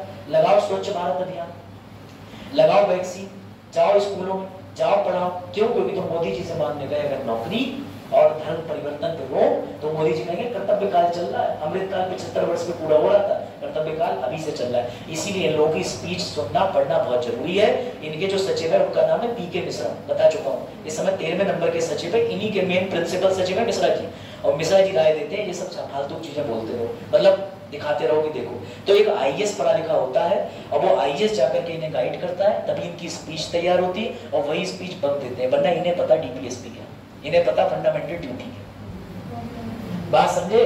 तो बेटा याद रखना, तुम आईएएस बन के सिलेबस क्यों पढ़ रहे हो? क्योंकि तुम्हारे शब्द इनकी स्पीच में आएंगे। अब तुम धोखे से बन गए पूजा खेतकर की तरह कोटा पाके फ्री वाले, अब वहां तो मोदी जी से अर्थ का अनर्थ करवा दोगे। मोदी जी कहेंगे माताओं बहनों को 1500 की जगह 150 रुपया महीना दिया जाएगा, क्योंकि उन्हें पता ही नहीं, ऑलरेडी लाडली योजना चल रही किसी राज्य में। तो बेटा ये याद रखना, ठीक है? चलो भैया ये ड्यूटी रही। अंग्रेजी वालों ऐसे याद कर सकते हो तुम, एक ट्रिक है, ए से एंथम बी से बापू। मैं इस पे ज्यादा मेहनत नहीं देता, तुम्हें एक चीज और दिखानी है, ट्रिक। तो ट्रिक ये है कि कभी भी तुम कंफ्यूज हो जाओ तो एक चीज को फॉलो कर लेना, पैटर्न को। आई होप तुम्हें ड्यूटी समझ आ गई होगी, इसके लिए एक ही लेक्चर मिला था and I think 1 lecture is more than enough. ठीक है, आजा भाई चार्ट। एक तो ये याद रखना सर आज की डेट में मौलिक कर्तव्य वैलिड है। हाँ, मिनेर्वा मिल का केस था 1980 का। अभी वर्तमान जो भारत के मुख्य न्यायाधीश हैं 50वें नंबर के कौन है? यशवंत हाँ वाई चंद्रचूड़, पता है ना सबको। और भैया इनके पिताजी रह चुके हैं कौन? डी.वाई. चंद्रचूड़। ठीक है हाँ क्या? अरे हाँ डी.वाई. चंद्रचूड़ अभी है, पिताजी भाई, बिल्कुल सही कह रहे हैं। तो बेटा अभी जो डी.वाई. चंद्रचूड़ है इनके पिता वाई चंद्रचूड़ ने 1980 में मिनेर्वा मिल केस में बोला था कि मौलिक कर्तव्य संविधान से नहीं हटाए जा सकते, ये अपहेल्ड रहेंगे, वैलिड रहेंगे। ठीक है, समाजवाद पढ़ लिया तुमने, शाहरुख खान देख लिया, मैं तुम्हें दिखाने का ये याद, ये पढ़ो एक बार इस डायग्राम को देखो और नोट करो इसमें क्या बता रहा हूं, कोई बता सकता है? इसमें देखो अपनी कॉपी में नोट करो। आपने देखा है मौलिक कर्तव्य 2, 4, 6, 8, 10 जो कि इवन है, उनके लिए कोई कानून है नहीं है। लेकिन इसी से ऊपर मौलिक कर्तव्य जो है वो 1, 3, 5, 7, 9 ये रहे और साथ में 11 इनके लिए कानून है। तो ट्रिक यही है कि जो विषम संख्या है वो कठोर डाली गई थी इंदिरा गांधी जी के द्वारा और जो सम संख्या है वो कैसी डाली गई थी? आसान डाली गई। यही ट्रिक है। और 11वें नंबर वाली तुम बताओ मुझे, विषम है कि सम है? सर विषम है, इसीलिए इसके लिए शिक्षा के अधिकार का कानून है। कोई और डाउट? सर आ गए तो है ना बच्चों। मुझे फिलहाल ये बताओ, आज का तो मैं तुम्हें क्वेश्चन दे ही दे रहा हूँ लिखने के लिए। पहली बात तो मैंने तुम्हें क्वेश्चन दे दिया ना 3, लिख लिए डीपीएसपी के? नहीं, एक क्वेश्चन इसका भी दे दे रहा हूँ। दूसरी बात ये बताओ पॉलिटी पढ़ने में मजा आ रहा है कि नहीं? जी सर। और ये मजा मैं सबको देना चाहता हूँ, सिर्फ क्या पढ़ाऊँ? राहुल गांधी भूगोल में नहीं आ रहा। इस संबंध में आप स्वयं बात कर सकती हैं पड़ोस में। लेकिन आई विश की पॉलिटी में आपको देखो ये ऊपर से टाइटल आ रहे हैं। अभी जैसे ऐतिहासिक दृष्टिकोण ये सब ऊपर से आएगा तो मैं वो भी पढ़ाऊंगा। पॉलिटी जो शुरू करी जाती है बेटा ध्यान रखना, ये पॉलिटी शुरू तो करी जाती है